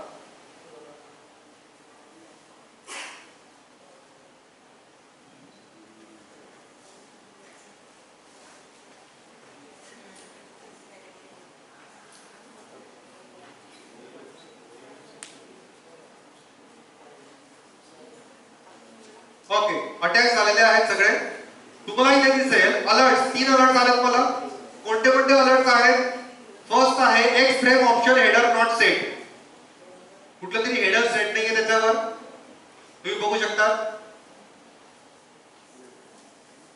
Private IP disclosure, private IP त्याचा डिस्क्लोज होतोय. जो काही या वेबसाईटचा प्रायव्हेट आयपी आहे तो पण लोकांना दिसतोय. ही वल्नरेबिलिटी याच्यामध्ये आहे. सोल्युशन पण दिलेलं आहे त्यांनी. तुम्ही जर का गुपचूप OWSP झॅपने अटॅक करून रिपोर्ट घेऊन तुमच्या बॉसकडे गेले, तुमचा बॉस लगेच पहिला प्रश्न काय विचारेल, बाबा वल्नरेबिलिटी तर सांगितली, सोल्युशन सांग. सोल्युशन पण इथे आहे. काहीच करायची गरज नाही, फक्त तोंडी पाठ करायची गरज आहे. अजिबात सांगायचं नाही मी OWSP झॅप यूज केला होता. So you can remove the private IP address from the HTTP response body. Okay, हे याच्यावर सोल्युशन आहे. आफ्टर दॅट हे 4 प्रकारचे डिफरंट वल्नरेबिलिटीज आहेत, तुम्ही बघू शकता इथे. अँटी MIME स्निफिंग हेडर हे काहीतरी आहे. सोल्युशन पण त्याच्यावर दिलेलं आहे. तर अशा प्रकारे सगळ्या प्रकारचे अटॅक्स प्लस त्याचं सोल्युशन इथे क्लिअर तुमच्या समोर ठेवलेलं आहे. तुम्हाला फक्त ते वाचून अंडरस्टँडिंग करून ते तुम्हाला समोरच्याला एक्सप्लेन करता यायला पाहिजे. ओके, मग तिथे काय येईल, मी प्रॅक्टिकल तुम्हाला शिकवून दिलं. अटॅक समजणं, सोल्युशन समजणं, यासाठी काय लागेल, थेरी लागेल. थेरी तर आपल्याला एक पुस्तक 15 मिनिटात आपण 2-4 पानं एकदम आरामात वाचू शकतो, कारण की आपण प्रोफेसर आहोत. आपल्याला ती हॅबिट झालेली आहे, आपली अंडरस्टँडिंग अतिशय फास्ट झालेली आहे, बरोबर? So in this manner we have performed attack using OWSP झॅप. थोडंफार काहीतरी 1%, 5% काही एन्जॉय केलं, अजिबात नाही काही बरं वाटतंय. काहीतरी प्रॅक्टिकल दाखवलं, नुसता बडबड करत नाहीये, काहीतरी प्रॅक्टिकल पण करतो आहे. Okay, good.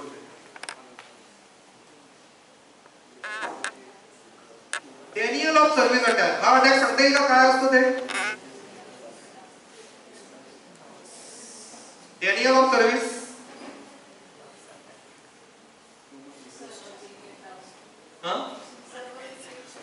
कसं काय नाव होतं सर? मल्टिपल रिक्वेस्ट सेंड होतात. ओके, मी माझ्या विद्यार्थी दशेपासून तर आतापर्यंत नेहमी सर्व्हर डाऊन झालेलं बघतो एका वेळेला. त्याची कोणती वेळ असते ती? बरोबर. रिझल्ट लागला की किती फेल झालो ते बघायला जायची फार घाई असते. सर्व्हरच डाऊन होतात.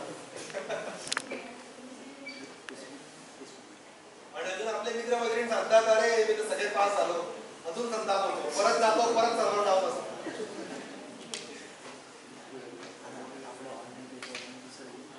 हे कशामुळे सर्व्हर डाऊन होतं? सर्व्हर कशामुळे डाऊन होतं? हा, मल्टिपल रिक्वेस्ट आले. बरोबर आहे. मग मल्टिपल रिक्वेस्ट आल्या, समजा 1 मिलियन रिक्वेस्ट आल्या, 10 लाख रिक्वेस्ट आल्या पुणे युनिव्हर्सिटीच्या वेबसाईट. मग पुणे युनिव्हर्सिटी त्यांची जी बँडविड्थ आहे ती का वाढवत नाही? 1 बिलियन रिक्वेस्ट येते, म्हणजे 1 करोड रिक्वेस्ट ते सहन करू शकेल एवढी बँडविड्थ का वाढवत नाही? का वाढवत नाही?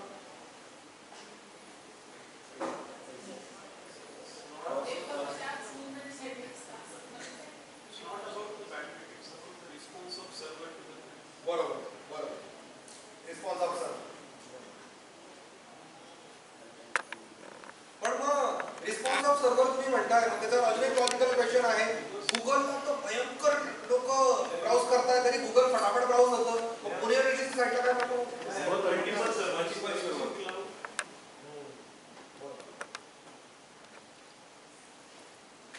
गुगलकडे मल्टिपल सर्व्हर आहे. मग तुम्ही गुगलच्या कोणत्या सर्व्हरला, जेव्हा पण गुगल तुम्ही ब्राउज करता, नाशिकमध्ये आहात तर तुम्ही कोणत्या सर्व्हरला कनेक्ट करता? तुम्ही मुंबईच्या सर्व्हरला कनेक्ट करता का अमेरिकेच्या सर्व्हरला कनेक्ट करता?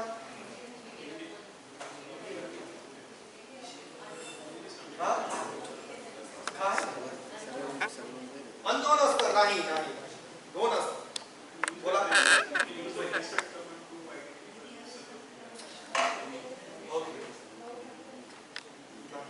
ओके, याचं उत्तर दिलं. आपण तिकडे शॉर्टेस्ट पाथ अल्गोरिदम यूज करतो, आणि शॉर्टेस्ट पाथ कोण आहे? माझ्या शेजारी कोण आहे? मुंबई आहे का अमेरिका आहे? मुंबई आहे. मुंबईच्या सर्व्हरला कनेक्ट करतो. मुंबईचं गुगलचं सर्व्हर कुठे आहे त्याचा ऍड्रेस तुम्हाला माहित पडेल का? हो, फार कठीण आहे. का कठीण आहे? का कठीण आहे? हे ज्या मोठ्या वेबसाईट असतात त्या आपल्या सर्व्हरचा ऍड्रेस अजिबात देत नाही, कारण की तिकडे डॅनियल ऑफ सर्व्हिस अटॅक होऊ शकतो, जो आपण आता शिकत आहोत. पण डॅनियल ऑफ सर्व्हिस म्हणजे काय? म्हणजे एक लेजिटिमेट युजर आला सर्व्हरकडे, त्याने सांगितलं बाबा मला तुझा ऍक्सेस दे, आणि त्या सर्व्हरने सांगितलं मी देत नाही जा. त्याला म्हणतात Daniel of service attack. Very simple language. म्हणजे तुम्हाला ती google.com वेबसाईट ऍक्सेस करता येत नाही. मग ती कशामुळे करता येत नाही? अनेक रिझन आहेत. फर्स्ट रिझन बघूया, डॅनियल ऑफ सर्व्हिस अटॅक. त्यामध्ये ते सर्व्हर, त्या सर्व्हरवर मल्टिपल रिक्वेस्ट आल्या, मोर दॅन 10 मिलियन रिक्वेस्ट आल्या. त्यामुळे त्याने तुम्हाला ऍक्सेस द्यायला नाही सांगितलं, कारण की त्याची कॅपॅसिटी 9 मिलियन एवढीच होती. तो मॅक्सिमम 9 मिलियन एवढी 9 million users at a time तो सहन करू शकतो. त्याच्यापेक्षा जास्त आले तो सांगतो बाकीच्या 1 मिलियनला मी ऍक्सेस देत नाही. दुसरं काय होऊ शकतं? सर्व्हर असं का सांगेल? एखादा अटॅकर आला, त्याने गुगलवर सर्च केलं 15 मिनिटात इंजिनिअरिंगचा अभ्यास कसा करायचा, त्याला उत्तर सापडलं नाही. त्याने सर्व्हर सापडवून त्या सर्व्हर रूमला आग लावून दिली, तेव्हा पण असं सांगेल ना ते सर्व्हर मी देत नाही का? तर हे एक पॉसिबिलिटी आहे, fire in the server room. Next possibility काय आहे? Electricity fluctuation in the server room. Electricity कोणी त्या सर्व्हरची काढून घेतली, ओके, त्या सर्व्हरला पूर्ण डॅमेज केलं. हे एक रिझन आहे. but there are various reasons for a denial of service attack. Okay, हे जे काही मी सगळं सांगतो आहे, हे YouTube, वेबसाईट, गुगल, पुस्तकं सगळीकडे अवेलेबल आहे, अनगिनत ठिकाणी. पण माझा पर्पस काय आहे? तुमच्या भाषेत तुम्हाला कळेल तेवढ्या सिंपल लँग्वेज मध्ये तुमच्यापर्यंत पोहोचवणं. This is my only purpose. Okay, then DDoS attack. DDoS म्हणजे काय सांगता येईल का? DDoS म्हणजे काय? डिस्ट्रीब्युटेड डेटा सर्व्हिस म्हणजे काय? ओके, इथे कोणाची वेबसाईट आहे का? स्वतःची वेबसाईट एखादी? नाही. तुमची आहे? काय नाव आहे वेबसाईटचं? नाही मी अटॅक नाही करत. sites.google.com नावाची एक काहीतरी वेबसाईट आहे. त्याच्यावर काय करतो आपण, डॅनियल ऑफ सर्व्हिस अटॅक करतो. माझं डोकं फिरलं, काहीतरी खुन्नस आहे तुम्ही. मी एकटा त्या sites.google.com वर अटॅक करतो आहे. खूप सारे रिक्वेस्ट पाठवतोय, millions of request in a second, in a minute पाठवतोय. तर ते सर्व्हर डॅनियल ऑफ सर्व्हिस करेल, म्हणजे लेजिटिमेट युजरला सांगेल मी तुला ऍक्सेस देणार नाही. हा झाला डॅनियल ऑफ सर्व्हिस अटॅक. बरोबर आहे. थोड्या वेळासाठी माझं असं डोकं फिरलं. मी काय केलं, माझ्या 10 मित्रांना जमवलं. त्यांना सांगितलं आज संध्याकाळी 4:05 sites.google.com वर सगळ्यांनी प्रत्येकाने 10 मिलियन रिक्वेस्ट पाठवायच्या. 4:05 10 मिलियन रिक्वेस्ट प्रत्येक जण पाठवेल sites.google ला. टोटल रिक्वेस्ट किती आल्या? 1 बिलियन रिक्वेस्ट आल्या. झालं काय? ट्रेस करताना माणूस कोणाला ट्रेस करेल? एकाला सहज ट्रेस करू शकतो. 10 लोकांना ट्रेस करणं थोडंसं कठीण होतं. 10 वेगवेगळे लोक वेगवेगळ्या लोकेशन वरून अटॅक करतायत. मग त्याला काय म्हणू आपण? Distributed Daniel of service. Is it understood? Simple आहे एकदम. ओके, म्हणजे अनेक लोकांनी अनेक पीसी यूज केले, अनेक पीसी यूज करून एकाच वेबसाईटवर अटॅक करताय सगळेजण, जेणेकरून डॅनियल ऑफ सर्व्हिस व्हायला पाहिजे. तो आहे डिस्ट्रीब्युटेड डॅनियल ऑफ सर्व्हिस. पुढचा आहे सिन फ्लूड अटॅक.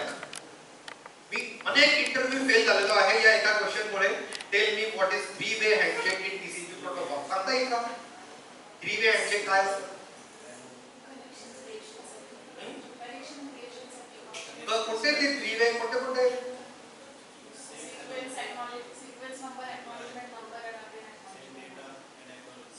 बरोबर. पहिला आहे सिंक्रोनायझेशन पॅकेट. दुसरा आहे सिंक्रोनायझेशन पॅकेट, म्हणजे मला ज्याच्याशी कॉन्टॅक्ट करायचं त्या सर्व्हरची त्याला मी सिंक्रोनायझेशन पॅकेट पाठवेल. तो व्यक्ती मला सिंक्रोनायझेशन प्लस एक्नॉलेजमेंट पॅकेट पाठवेल. आणि तिसरा पॅकेट जाईल एक्नॉलेजमेंट पॅकेट. तो कुठून कुठे पाठवेल थोडाफार रिक्वेस्ट माझा पण चुकू शकतो. तर 3 पॅकेट्स हा आहे 3-way हँडशेक. मी काय करतो, google.com वेबसाईटला खूप सारे सिंक्रोनायझेशन पॅकेट पाठवतो. हजारो लाखो करोडो. त्या अटॅकला आपण म्हणू SYN flood attack. SYN flood का बरं? सिन म्हणजे काय? सिंक्रोनायझेशन पॅकेट पाठवतो. फ्लूड म्हणजे काय? फ्लूड म्हणजे पूर, महापूर. मी अनेक पॅकेट पाठवले म्हणून महापूर तिथे घडवणार नाही. तो अटॅक आहे.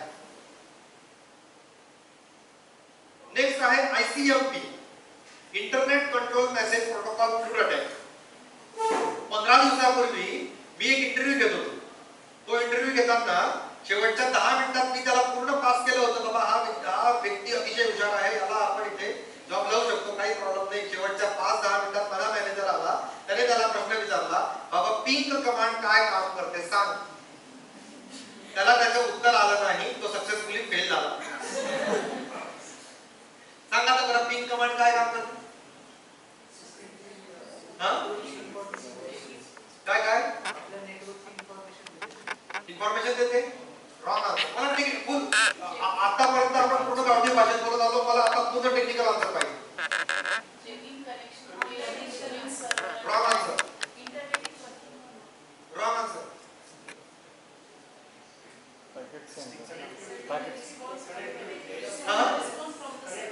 Wrong answer. काय कनेक्टिव्हिटी चेक करता? Wrong answer. तो पण अशीच आन्सर द्यायचा. त्याच्यामुळे त्याला माझ्या मॅनेजर सक्सेसफुली फेल केला. त्याला मी सांगितलं अरे मी 20-25 मिनिटं वाया घातले. त्याला 1000 प्रश्न विचारले, त्याला सगळ्या प्रश्नांची उत्तरं माहिती आहे. मी या पिंग कमांडमुळे का फेल करतो? तो म्हणतो त्याला पिंग माहिती आहे, त्याला फेलच करायला पाहिजे, त्याने फेल केलं. कदाचित मागच्या जन्माची काहीतरी दुश्मनी असेल. पॅकेट सेंड करतो. कोणते पॅकेट सेंड करतो तू? रॉंग. पिंग कमांड काय करते? ICMP पॅकेट सेंड करते. ओके, इंटरनेट कंट्रोल मेसेज प्रोटोकॉलचे पॅकेट सेंड करते त्या पर्टिक्युलर सर्व्हरला. आणि ते पॅकेट सेंड केल्यावर ते समोरचं सर्व्हर पण आपल्याला ICMP पॅकेट सेंड करतं. तर ICMP पॅकेटची देवाणघेवाण होते या पिंग कमांड मध्ये. ओके, हे टेक्निकली परफेक्ट आन्सर आहे. बरोबर आहे. कनेक्टिव्हिटी चेक करतो 100% करेक्ट आहे. पण कधी कधी कोणाचं डोकं फिरलं तर ते मोर टेक्निकल आन्सर मागतात, जसं मी 5 मिनिटापूर्वी मागवतो. बरोबर, परफेक्ट. हे पिंग कमांडचं काम आहे. ओके, तर ICMP फ्लूडिंग नावाचा पण एक अटॅक आहे. म्हणजे आपण काय करतो, एखाद्या सर्व्हरला खूप सारे आयसीएमपी पॅकेट पाठवतो, म्हणजे खूप साऱ्या पिन कमांड पाठवतो, हजारो लाखो करोडो पिन कमांड पाठवल्या, तो सर्व्हर सांगतो बस बस बस बस, मी आता पुढच्याला रिस्पॉन्स देणार नाही, तो रिस्पॉन्स देणं बंद करतो. ती आहे आयसीएमपी फ्लुडिंग. त्याच्यामुळे पण होतो डेनियल ऑफ सर्व्हिस अटॅक. कळलं? डेनियल ऑफ सर्व्हिस म्हणजे काय? सिम्पली तो सर्व्हर सांगतो बाबा बस झाला, मला तुला रिस्पॉन्स द्यायचा नाही. लेजिटिमेट युजर त्या वेबसाईटला यूज करू शकत नाही, कारण की माझ्यासारखे हॅकर आयसीएमपी फ्लुडिंग करतात, नंतर सीम फ्लुडिंग करतात, डीडॉस करतात आणि डॉस करतात. इलेक्ट्रिकल पॉवर तुम्ही सांगितलं, इलेक्ट्रिकल पॉवरच काढून घ्यायची. आणि सर्व्हर रूम एन्व्हायरमेंट अटॅक पण सांगितलं, त्याला सर्व्हरला आग लावून द्यायचं, त्या रूमला ह्युमिडिटी वाढवून टाकायची, काहीतरी करायचं, पाणी त्याच्यात पूर्ण पाणी टाकून द्यायचं, सर्व्हर कामात होत आहे आणि त्या सर्व्हरला बर्बाद करायचं. हे सगळे आहे डेनियल ऑफ सर्व्हिस अटॅकचे. इथे सगळं तेच परत सांगितलं जे मी बोललो. आपण एक एकदम डेंजर अटॅक करणार आहोत, LOIC अटॅक. डॉस attack using LOIC tool, low orbit ion scanner. हे टूल तुम्ही मध्ये इन्स्टॉल केलं, इन्स्टॉल करून घरी गेले, घरी जाऊन तुमचं परत डोकं फिरलं, तुम्ही gmail.com टाकलं, इमिजिएटली तो अटॅक रिपोर्ट होईल. विदिन अ सेकंड तुम्हाला ते पकडू शकतात. Within a second. फार डेंजर टूल आहे आयसीएम LOIC. मी दाखवतो तुम्हाला, जर का आपल्याला वाटत असेल अरे हे काही कोणतं डेंजर आहे, डेंजर दाखवतो.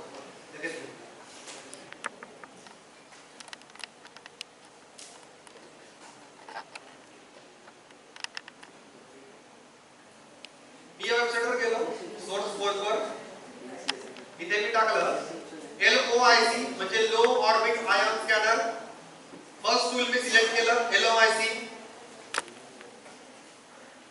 तो काय म्हणतोय बघा, इथे मेसेज बघा, मोठी स्क्रीन करतो.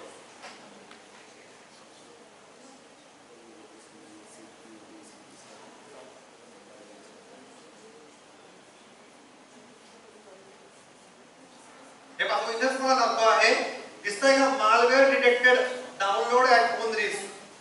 तुमच्या स्वतःच्या रिस्कला डाउनलोड करा. तुमच्या पीसीला काही झालं किंवा तुमच्यावर काही इलिगल अटॅकची केस झाली तर त्याला ही वेबसाईट जबाबदार नाही. ऑब्वियसली मी पण नाही, कॉलेज पण नाही, तुम्ही स्वतः बघू.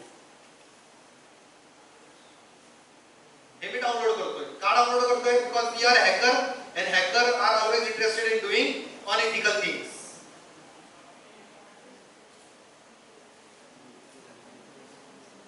तो परत म्हणतोय मला एकदा परत, हे बघा, file may contain malware, automatic download disable, click to download at own risk.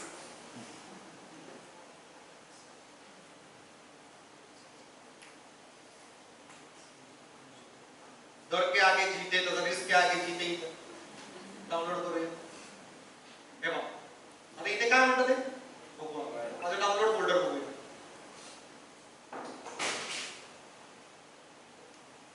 हे आहे टूल इन्स्टॉल झालेलं. किती आहे? 0 KB. त्या फोल्डर मध्ये टूलच नाहीये. कसं काय ते काय होऊन गेलं? माझ्या विंडोजचे जे रिअल टाइम सिक्युरिटी प्रोटेक्शन आहे ते जागे होऊन गेले. ते सांगताय अरे बापरे डेंजर काहीतरी केलं या माणसाने, त्याने ते बंद केलं. दुसरं काय झालं अजून, माझ्याकडे एक अँटीव्हायरस पण आहे, पांडा सिक्युरिटी नावाचा, जो की फ्री ऑफ कॉस्ट आहे. त्याने पण डिटेक्ट केलं, त्याने जे टूल मधलं विचारता डिलीट करून टाकलं. हे डेंजरस आहे, त्याच्याने आता पीसीचा पुढे बंद होऊ शकतो. अजिबात आपल्याला एक टूल नको, त्याने ते टूल डिलीट केलं. मी या अँटीव्हायरसला बंद करतो. मी सेटिंग्स मध्ये जातो, रिअल टाइम थ्रेट प्रोटेक्शन पण बंद करतो. तुम्ही जर का माझं बघून हे करत असाल, तुमचा स्वतःचा रिस्क करा. यामुळे तुमचा स्वतःचा सगळा डाटा जाऊ शकतो, काही होऊ शकतो. अटॅक जर का भयंकर झाला तर. विंडोज सिक्युरिटीवर क्लिक केलंय, व्हायरस अँड थ्रेट प्रोटेक्शनवर क्लिक केलंय.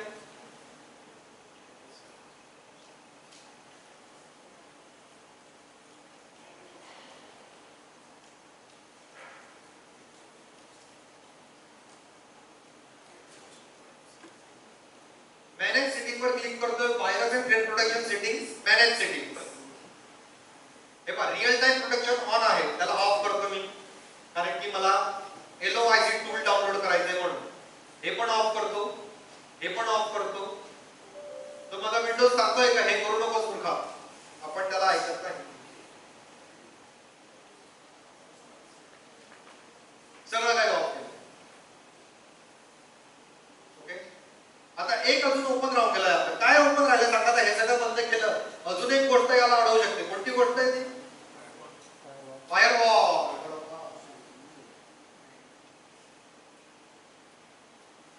मी फायरवॉल वर जातो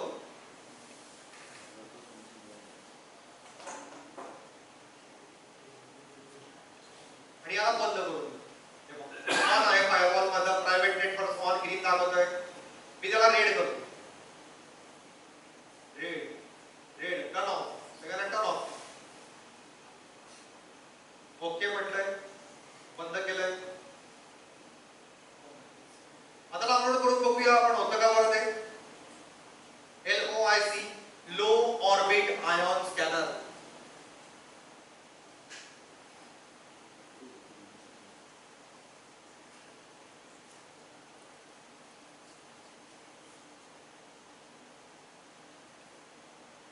अलाउ डाउनलोड म्हणतो मी बघा इथं. अलाउ डाउनलोड म्हटलंय.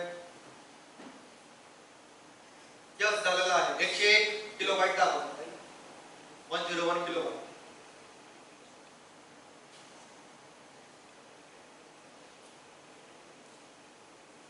डायरेक्टली आम्ही इन्स्टॉल करतोय LOIC. हे बघा इथं म्हटलं लो ऑर्बिट आयॉन स्कॅनर. आता काहीतरी चित्र कुठल्या तरी पिक्चर मध्ये करायचे, तुम्ही पाहिलं असेल. ओके, इथे URL टाकायला सांगतोय. परत एकदा मी सांगतो, मी फक्त टेस्ट URL टाकतो आहे. मी अजिबात कुठले जेन्युइन URL टाकत नाही. मी URL टाकतो आहे www.hackthisSite.org. ही एक टेस्ट वेबसाईट आहे जिच्यावर हॅक करायची परमिशन मला अमेरिकेने ऑलरेडी दिलेली आहे. मला म्हणजे आपला सगळ्याला कोणी पण हॅक करू शकतं, काय प्रॉब्लेम नाही. मी याला लॉक ऑन म्हणतो. लॉक ऑन म्हणजे बाबा ही वेबसाईट मला हॅक करायची, तो लगेच मला IP ॲड्रेस दाखवतोय.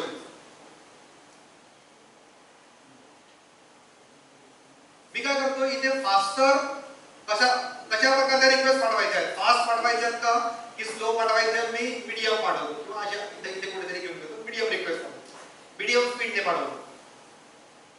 इथे तो मला विचारतो आहे तुला मेसेज पण काही पाठवायचा आहे का? इथे ऑलरेडी मेसेज दिलेला आहे a cat is fine too, असा काहीतरी मेसेज आहे. मी मेसेज पाठवतो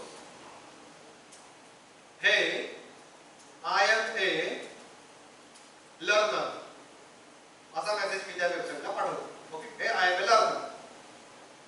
ओके, तो म्हणतो आहे किती तुला थ्रेड पाठवायचे आणि कोणत्या मेथडने पाठवायचे. मी मेथड सिलेक्ट करतोय. TCP UDP HTTP दिलेला आहे. मला TCP यूज करून अटॅक करायचा आहे आणि मला काय करायचं आहे, किती थ्रेड पाठवायचे? 10 पाठवायचे का पर मिली सेकंड और सेकंड? किती पाठवायचे? मी पाठवतो एवढे. बघा किती झाले ते 10,000 थ्रेड्स पाठवतो मी पर मिली सेकंड. म्हणजे 10,000 TCP सिंक पॅकेटच्या रिक्वेस्ट पाठवेल मी. TCP सिंक फ्लूडिंग अटॅक करेल इथे. जसंही मी त्याला ओके करेल, हे पहा IMMA चार्जिंग महालेझर, याचा एकदम सोपा अर्थ आहे अटॅक. कोणती लँग्वेज आहे माहिती करून टाक. Select a proper attack method म्हणतो. अटॅक मेथड सिलेक्ट केली, TCP आणि हे स्टार्ट केलं. बघा अटॅक झालेला आहे. स्टॉप फ्लूडिंग म्हणतो तो. मी स्टॉप करतो. जेव्हा मी इथे अटॅक करतो, जर का त्या वेबसाईटची कॅपॅबिलिटी असेल 9000 रिक्वेस्ट पर मिली सेकंद आणि मी 10,000 रिक्वेस्ट पर मिली सेकंद पाठवतो आहे, तर त्या वेबसाईटवर डॅनियल ऑफ सर्व्हिस अटॅक होईल आणि ती वेबसाईट लेजिटिमेट युजरला सांगेल बाबा तुला ऍक्सेस नाही. अंडरस्टूड दिस? हा मी केला डॅनियल ऑफ सर्व्हिस. ओके, आता इथे मी काय करतो, अजून एक ऍडव्हान्स मेथड दाखवतो. ही एक मेथड झाली. हे सगळं मी सायबर क्राईम तुम्हाला शिकवतोय. अटॅकर कशा रीतीने अटॅक करतात ते मी शिकवतो. एक नेक्स्ट मेथड दाखवतो जी अजून तुम्ही जास्त एन्जॉय करा. HP3 नावाचे टूल आहे. HP3 खाली लिनक्स मध्ये हे टूल आहे. या टूलला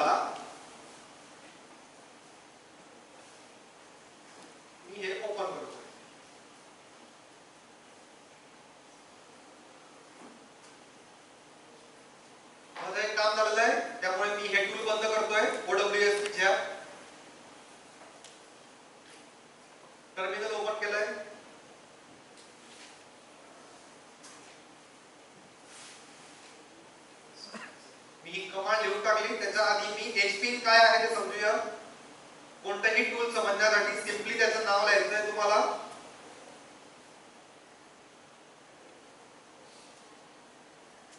आणि -h किंवा -help करायचं. हे आलं. या टूलचा सगळं पूर्ण मीनिंग तुम्हाला समजतो.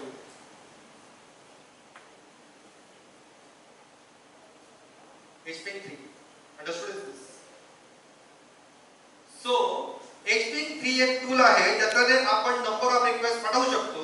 आणि मी एक अशी कमांड तयार केली की ज्याच्याने मी खूप जास्त रिक्वेस्ट www.hackthisSite.org या वेबसाईटला पाठवत आहे. मग कसं पाठवणार आहे इथे बघूया. HPN-I U1 म्हणजे काय? मायक्रोसेकंद. 1 मायक्रोसेकंद मध्ये किती रिक्वेस्ट पाठवायचं आहे? -s चा मीनिंग काय आहे ते दिसून जाईल तुम्हाला.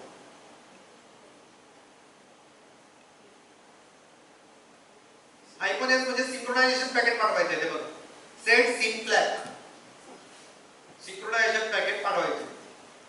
-p means port. कोणत्या पोर्टला? 80 नंबर पोर्टला पाठवायचे. ओके. प्रत्येक मायक्रोसेकंदला एक पॅकेट पाठवावा असं मी HPN3 टूलला सांगत आहे.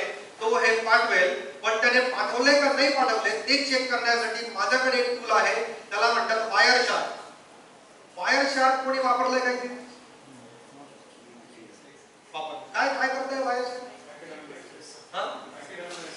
पॅकेट अनालाइज करतो. बरोबर. म्हणजे आपल्या पीसी मधून किंवा आपल्या नेटवर्क मधून बाहेर किती पॅकेट जात आहेत ते, आणि बाहेरच्या नेटवर्क मधून मध्ये किती पॅकेट जात आहेत, कोणत्या आयपी ऍड्रेसचे पॅकेट जात आहेत ते अनालाइज करायचं काम हे वायरशार्क करतो. वायरशार्क हे नेटवर्क ऍडमिनिस्ट्रेटर साठी चांगल्या उद्देशाने तयार केलेलं टूल आहे. पण आपण हॅकर आहोत, आपला उद्देश कधी चांगला असतो का? अजिबात नाही. We are a bad one. Okay. तर आपण काय करतो, या वायरशार्कचा उलटा यूज करतो आणि उलटा यूज करून आपण हॅकिंग करतो. याचं मी ETH0 सिलेक्ट करतो कारण की मी इथे इथरनेट केबल आहे का वायफाय? माझ्या पीसीला वायफाय कनेक्ट केलेला आहे. हा, वायफाय जरी असेल तरी पण माझं काली लिनक्स VMware मध्ये आहे ना, तर त्याच्यामुळे काली लिनक्सला कनेक्शन इथरनेट थ्रू आहे. म्हणजे इंटरनल कनेक्शन आहे ना विंडोजचं आणि काली लिनक्सचं. त्यामुळे इंटरनल कनेक्शनला ते म्हणतात ETH0. म्हणून ETH0 म्हणजे इथरनेट केबल थ्रू कनेक्शन आहे. मी ETH0 वर डबल क्लिक केलं, तुम्हाला दिसेल बरेचसे पॅकेट्स जात आहेत इथे सध्या. माझ्या कॉम्प्युटर मधून बाहेर पॅकेट जात आहेत आणि इथे मध्ये येत आहेत. Source and destination. मी आता इथे जातो, अटॅक करतो आणि एका सेकंदात तो अटॅक बंद करतो आणि आपण बघू इथे काय होतं. वायरशार्क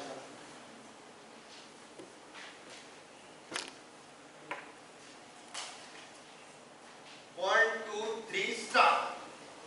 वायरशार्क बघू. हे बघा, सगळे पॅकेट जे आहेत ते कुठे जात आहेत? 3.10.42.19 ला जात आहेत. मी या टूल वर गेलो आणि त्याला लगेच बंद करतो, जेणेकरून कुठे काही सायबर क्राईम व्हायला नको. Very good. आपल्याला टूलच सापडत नाही. कंट्रोल C केलं. किती पॅकेट पाठवले मी?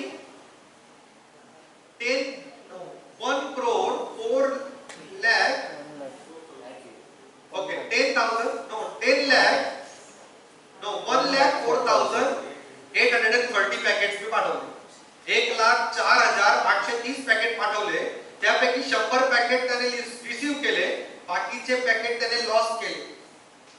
त्याला कळून गेलं, त्याने काहीतरी सेटिंग करून ठेवली आहे त्या वेबसाईटने. त्याला कळून गेलं हा काहीतरी अटॅकर आहे असं.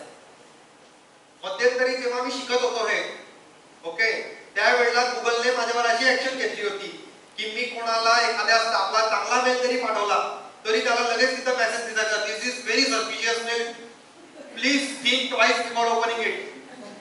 Very dangerous person. कारण की तेव्हा मी नवीन होतो, मला कळायचं नाही. ओके. मी HPN3 मध्ये गुगल टाकून द्यायचो, फेसबुक टाकून द्यायचो. पण माझं लक चांगलं की त्यावेळेला मी जागे झालो, ते मला पकडून घेऊन गेलं. ओके. त्यांचा आता चक्की फिसिंग झालं. ओके. तर ते असं होऊ शकतं. गुगलवर नंतर माझा पीसीचा IP ऍड्रेस टाकला गुगलवर तर डायरेक्ट तो दाखवायचा. तिथं एक टूल आहे, व्हायरस टोटल नावाचं वेबसाईट आहे, त्याच्यावर दाखवायचा तो का 50 सिक्युरिटी वेंडर्स म्हणजे 50 अँटी व्हायरसने सांगितलंय की हा आयपी ऍड्रेस अति डेंजरस आहे, या आयपी ऍड्रेस कडून आलेली कोणतीच रिक्वेस्ट एक्सेप्ट करू नका. म्हणजे मला पूर्ण ब्लॅकलिस्ट मध्ये गुगलने टाकून दिलं होतं. मग मी काय केलं, मी हे सगळं सर्च केलं, जेन्युइन वेबसाईट, त्याच्यावर अटॅक करायला लागलो. गुगलला समजलं हा संत माणूस आहे, हा त्यातला नाही, आणि मला आता कुठे काही बॅन केलेलं नाही, तर मला स्वतःला बॅन करतो. ओके, तर हा आहे HP3 टूल. आपण HP3 टूल यूज करून डॅनियल ऑफ सर्व्हिस अटॅक बघितला. थोडंसं काहीतरी रिअल टाइम फील आला का? काहीतरी आपण चाकोरीचा बाहेर जाऊन, थेरॉटिकल नॉलेजचा बाहेर जाऊन काहीतरी केलं असं वाटतं का? हे तुम्ही पण करू शकता. तुम्ही पाहिलं असेल मी किती कमांड रन केली, फक्त एक कमांड अटॅक झाला. म्हणजे आपण जे म्हणतो पिक्चर मध्ये दाखवतात एखादा हॅकर आहे, तो अतिशय हुशार आहे, तशी हुशारीची गरज आहे का? अजिबात नाही. 100% मूर्ख माणूस पण अटॅक करू शकतो. ओके, आपण सध्या वायर 4 बंद करू.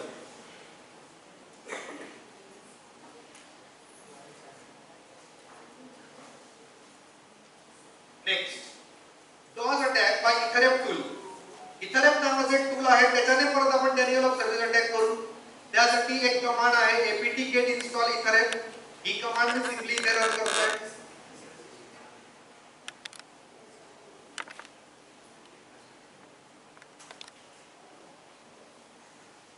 ते टूल मी इन्स्टॉल केलं इथरएम. आफ्टर दॅट मी ते git clone नावाची ही एक कमांड रन करतो आहे आणि तोर शामर नावाचं टूल इन्स्टॉल करतो. GitHub काय माहिती का तुम्हाला? GitHub काय असतं रे? कोड असतात. अजून काय असतं? हा, रिपॉझिटरी असतात. काय फायदा काय यासाठी? प्रोजेक्टसाठी. ओके, म्हणजे तुम्ही खूप सज्जन लोक आहेत, तुम्ही इथिकल साठी फक्त त्याचा यूज केलाय, अनइथिकल काम काही केलेलं नाही. तर मी अनइथिकल काम आज तुम्हाला GitHub यूज करून करून दाखवतो. हे GitHub जे टूल आहे त्याच्यावर अजिबात कोणाचा कंट्रोल नाही. ओके, कुठलंही डेंजरस व्हायरस, कुठलंही डेंजरस हॅकिंग टूल हे GitHub वर सगळे अवेलेबल आहेत. हे तुम्ही इन्स्टॉल करू शकता आणि जर का तुम्हाला प्रोसेस माहिती असेल तर तुम्ही ते टूल यूज करून सायबर अटॅक करू शकता. त्यापैकीच मी तोर शामर नावाचा एक टूल आहे जे की आपण यूज करणार आहोत डॅनियल ऑफ सर्व्हिस अटॅक साठी. ते आपण इथे आता बघणार. तर हे GitHub वरून टूल इन्स्टॉल करण्यासाठी कमांड आहे git clone आणि त्या वेबसाईटचं नाव.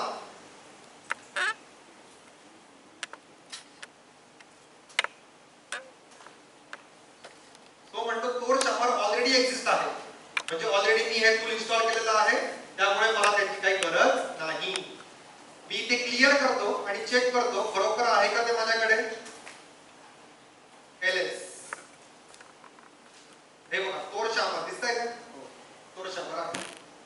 मी काय करेल, तोर शामर टूल मध्ये कसं जायचं बोला? डेफिनेटली तुमच्या समोर माझं नॉलेज कमी आहे, कारण की तुम्ही कॉम्प्युटर बॅकग्राऊंडचे आहात आणि मी राहिलो electronic background.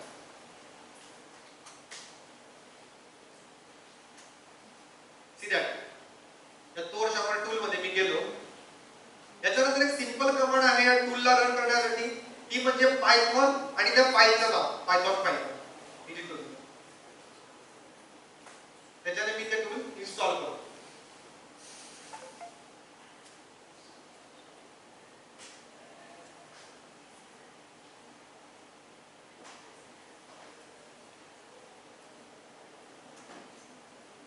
Okay, after that इथरएम नावाचं एक टूल आहे. परत ते टूल आपण ऑलरेडी इन्स्टॉल केलेलं आहे, बरोबर. मी इथरएम वर जातोय सध्या आणि इथरएम यूज करून मी बघतोय की माझ्या पीसी थ्रू कुठले कुठले सायबर अटॅक कुठे कुठे होत आहेत, मला ते बघायचं. मी इथे परत क्लिअर कमांड यूज करतोय. तुम्ही बघत असाल मी कुठलीही कठीण कमांड आतापर्यंत यूज केली नाही, अतिशय सोप्या सोप्या कमांड यूज करतो.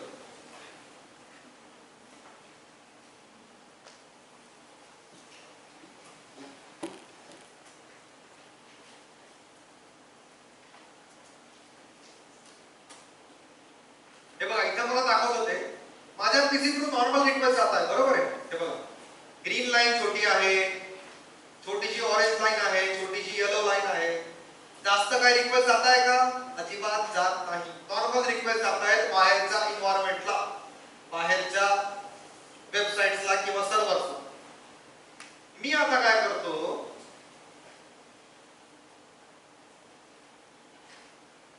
या पिंग करून hackthiссite.org ला पिंग करतो मी आणि त्याचा आयपी ऍड्रेस काढून घेतो. बघूया.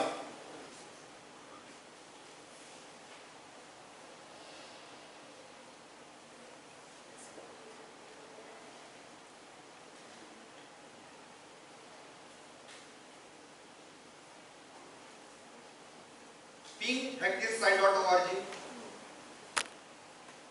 कंट्रोल सी केलं मी, स्टॉप केली प्रोसिजरला. आयपी ऍड्रेस आहे हा, म्हणजे हे काय सगळ्यात जवळचं सर्व्हर जे आहे hackthiссite.org चं ते माझ्या सगळ्यात जवळ कुठलं आहे 137.74.187.101. मी काय करतोय सिंपली पायथॉन तोरशामर टूल जे इन्स्टॉल केलं होतं आपण ते यूज करतोय मी आता आणि त्याच्यावर डॅनियल ऑफ सर्व्हिस अटॅक करतोय. -t सारखी सिंपल कमांड यूज करतोय. ओके बघा आपण यूज करू.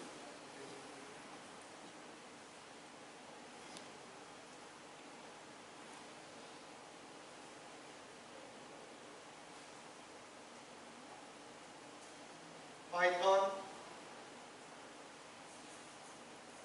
तोरशामर -t. ओके फक्त आयपी ऍड्रेस द्यायचा आहे 101 लिहून टाकतो आणि त्याला एंटर करतो. एंटर. ओके काय म्हणतो no such file. Okay that's great. Mistake झाली आहे. EOR extension add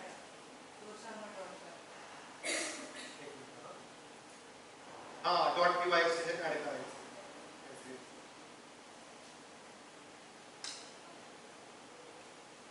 enter. जसंही मी एंटर करतो इथल्या टूलवर जाऊ. हे बघा फुगा दिसतोय मोठा. हा फुगा का बरं दिसतोय? म्हणजे एवढ्या रिक्वेस्ट डायरेक्ट माझ्या वेबसाईट थ्रू माझ्या कॉम्प्युटर थ्रू तिकडे पाठवल्या जात आहे आणि हे आपण लगेच बंद करायला पाहिजे कारण की ते फार डेंजर आपण काम करतो. बंद शटडाऊन केलंय मी. इथे गेला फुगा आहे पण छोटासा रेड कलरचा. याचा अर्थ काय आहे की एवढ्या रिक्वेस्ट मी पाठवतोय. हे बघा परत मी त्याला शटडाऊन करतो. अजून पण रिक्वेस्ट जाताना देतात. हे बघा फुगा आहे. ओके अजून पण रिक्वेस्ट जात आहे. हे बघा अजून पण आहे फुगा. Dangerous thing, very dangerous thing. Request वाढतातच आहे, कमी होत नाहीये. मी शटडाऊन केलं तरी पण कनेक्टेड टू होस्ट म्हणतोय तो. ओके आपण काय करू, एक सिंपल काम करू. यालाच बंद करून देऊ. शटडाऊन. जेलमध्ये आपल्याला जायचं नाही.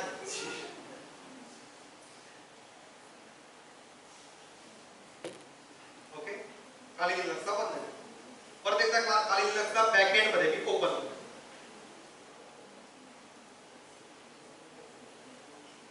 तर आपण पाहिला डॅनियल ऑफ सर्व्हिस अटॅक. जेवढे पण आपण अटॅक आतापर्यंत पाहिले ते सगळे रिअल टाइम होते, ऍक्च्युअल वेबसाईटवर होते. Actual website. ओके जे की 100% ते क्राईम आहे आणि डेंजरस गोष्ट आहे. ओके पुढचा अटॅक आपण पाहणार आहोत तो म्हणजे distributed Daniel of service attack. Distributed म्हणजे काय, आता झालेलं काय, तुम्ही हे इथिकल हॅकिंग शिकता शिकता सगळ्या मित्रांनी तुमच्याशी मैत्री तोडली. मग तुम्हाला distributed Daniel of service attack करायचा आहे. म्हणजे 20 पीसी कडून एका वेबसाईटला रिक्वेस्ट पाठवायचा आहे खूप साऱ्या. आपल्याला मित्र आहेत का आता? 0. पहिले खूप सारे होते. जेव्हापासून इथिकल हॅकिंग शिकायला लागलो तेव्हापासून मित्रांनी मैत्री तोडली. काही प्रॉब्लेम नाही. आपण एकटाच काय करू, गोल्डन आय नावाचं टूल यूज करू. हे टूल यूज करून तुम्ही distributed Daniel of service attack करू शकता, ज्याच्याने त्या वेबसाईटला वाटेल का 20 डिफरंट पीसी यूज करून हा अटॅक झालेला आहे. 20 डिफरंट पीसी यूज करून एकाच टाइमला डॅनियल ऑफ सर्व्हिस अटॅक झालेला आहे असा बिल असं त्या वेबसाईटला आपण भासवूया with the help of a GoldenEye tool.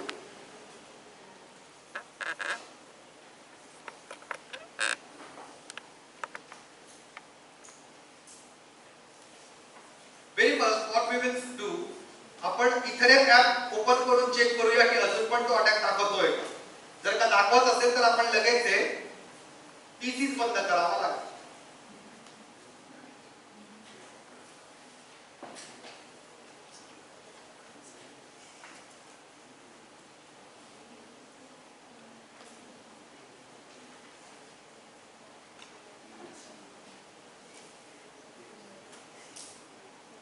नाही दाखवत, शटडाऊन केल्यामुळे त्याने तो अटॅक बंद केला. Thank God. No problem. Okay.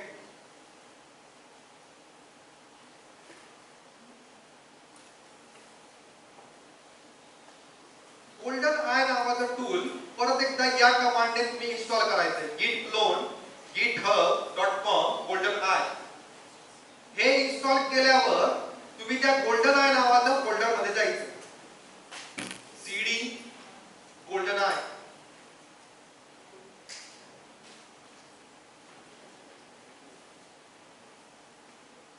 माझं सेकंडरी वर्क हे आहे ट्रेनिंग, त्याच्यामुळे हे सगळे टूल माझ्याकडे ऑलरेडी इन्स्टॉल आहेत. तुमच्याकडे नसतील तुम्हाला नव्याने करावे लागेल.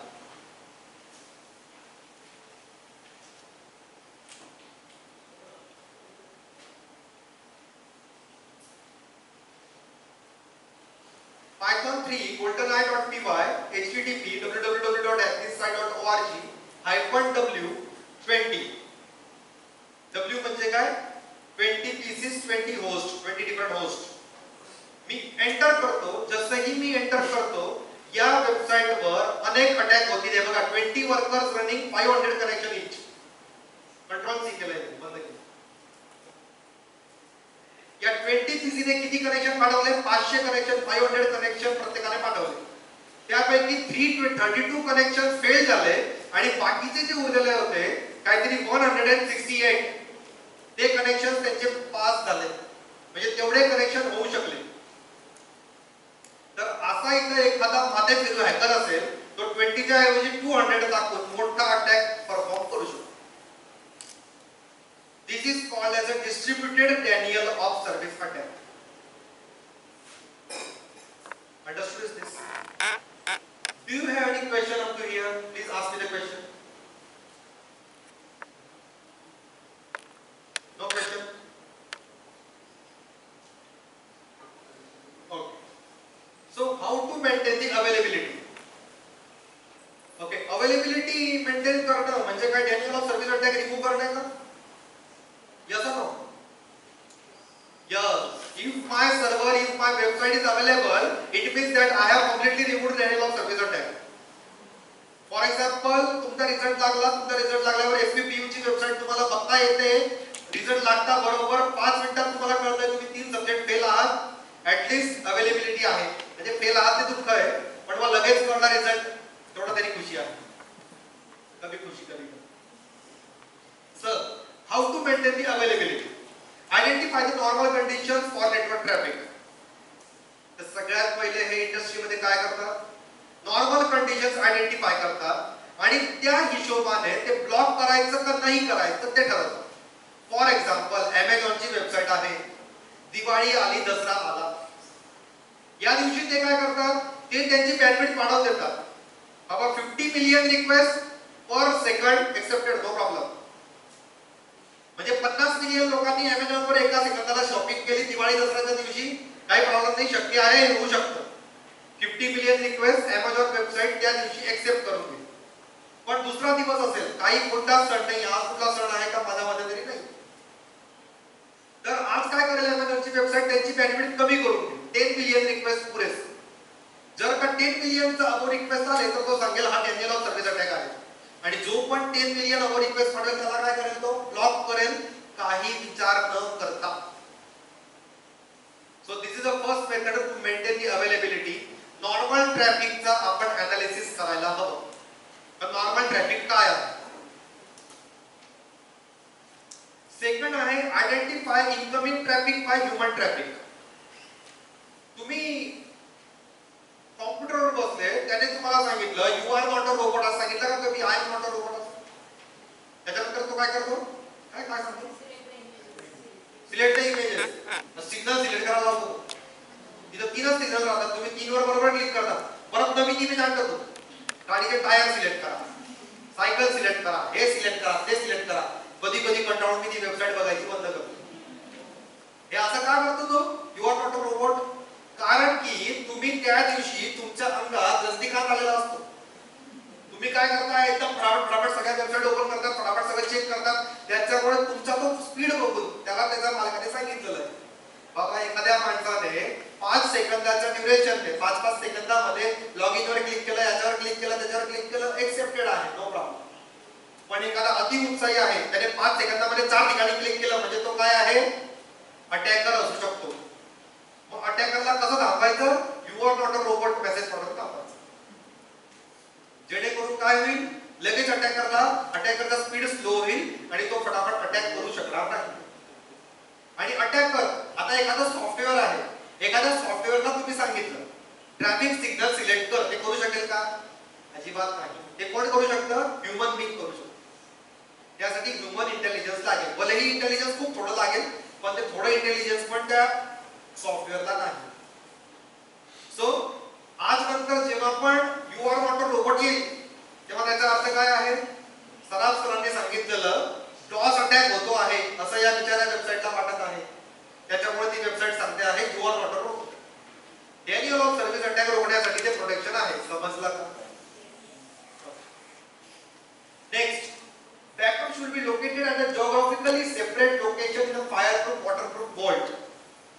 म्हणजे काय करायचा, तुम्हाला जर का तुमचं 100% अवेलेबिलिटी हवी असेल तुमच्या वेबसाईटच्या डाटाची, तर त्याचा जो बॅकअप आहे तो कुठे ठेवायचा, तो अतिशय दुर्मिळ लोकेशनला ठेवायचा, जी कोणाला माहित पाहिजे नाही. आणि ती वॉटरप्रूफ पाहिजे, फायरप्रूफ पाहिजे, ह्युमिडिटी प्रूफ पाहिजे, सगळं प्रूफ पाहिजे.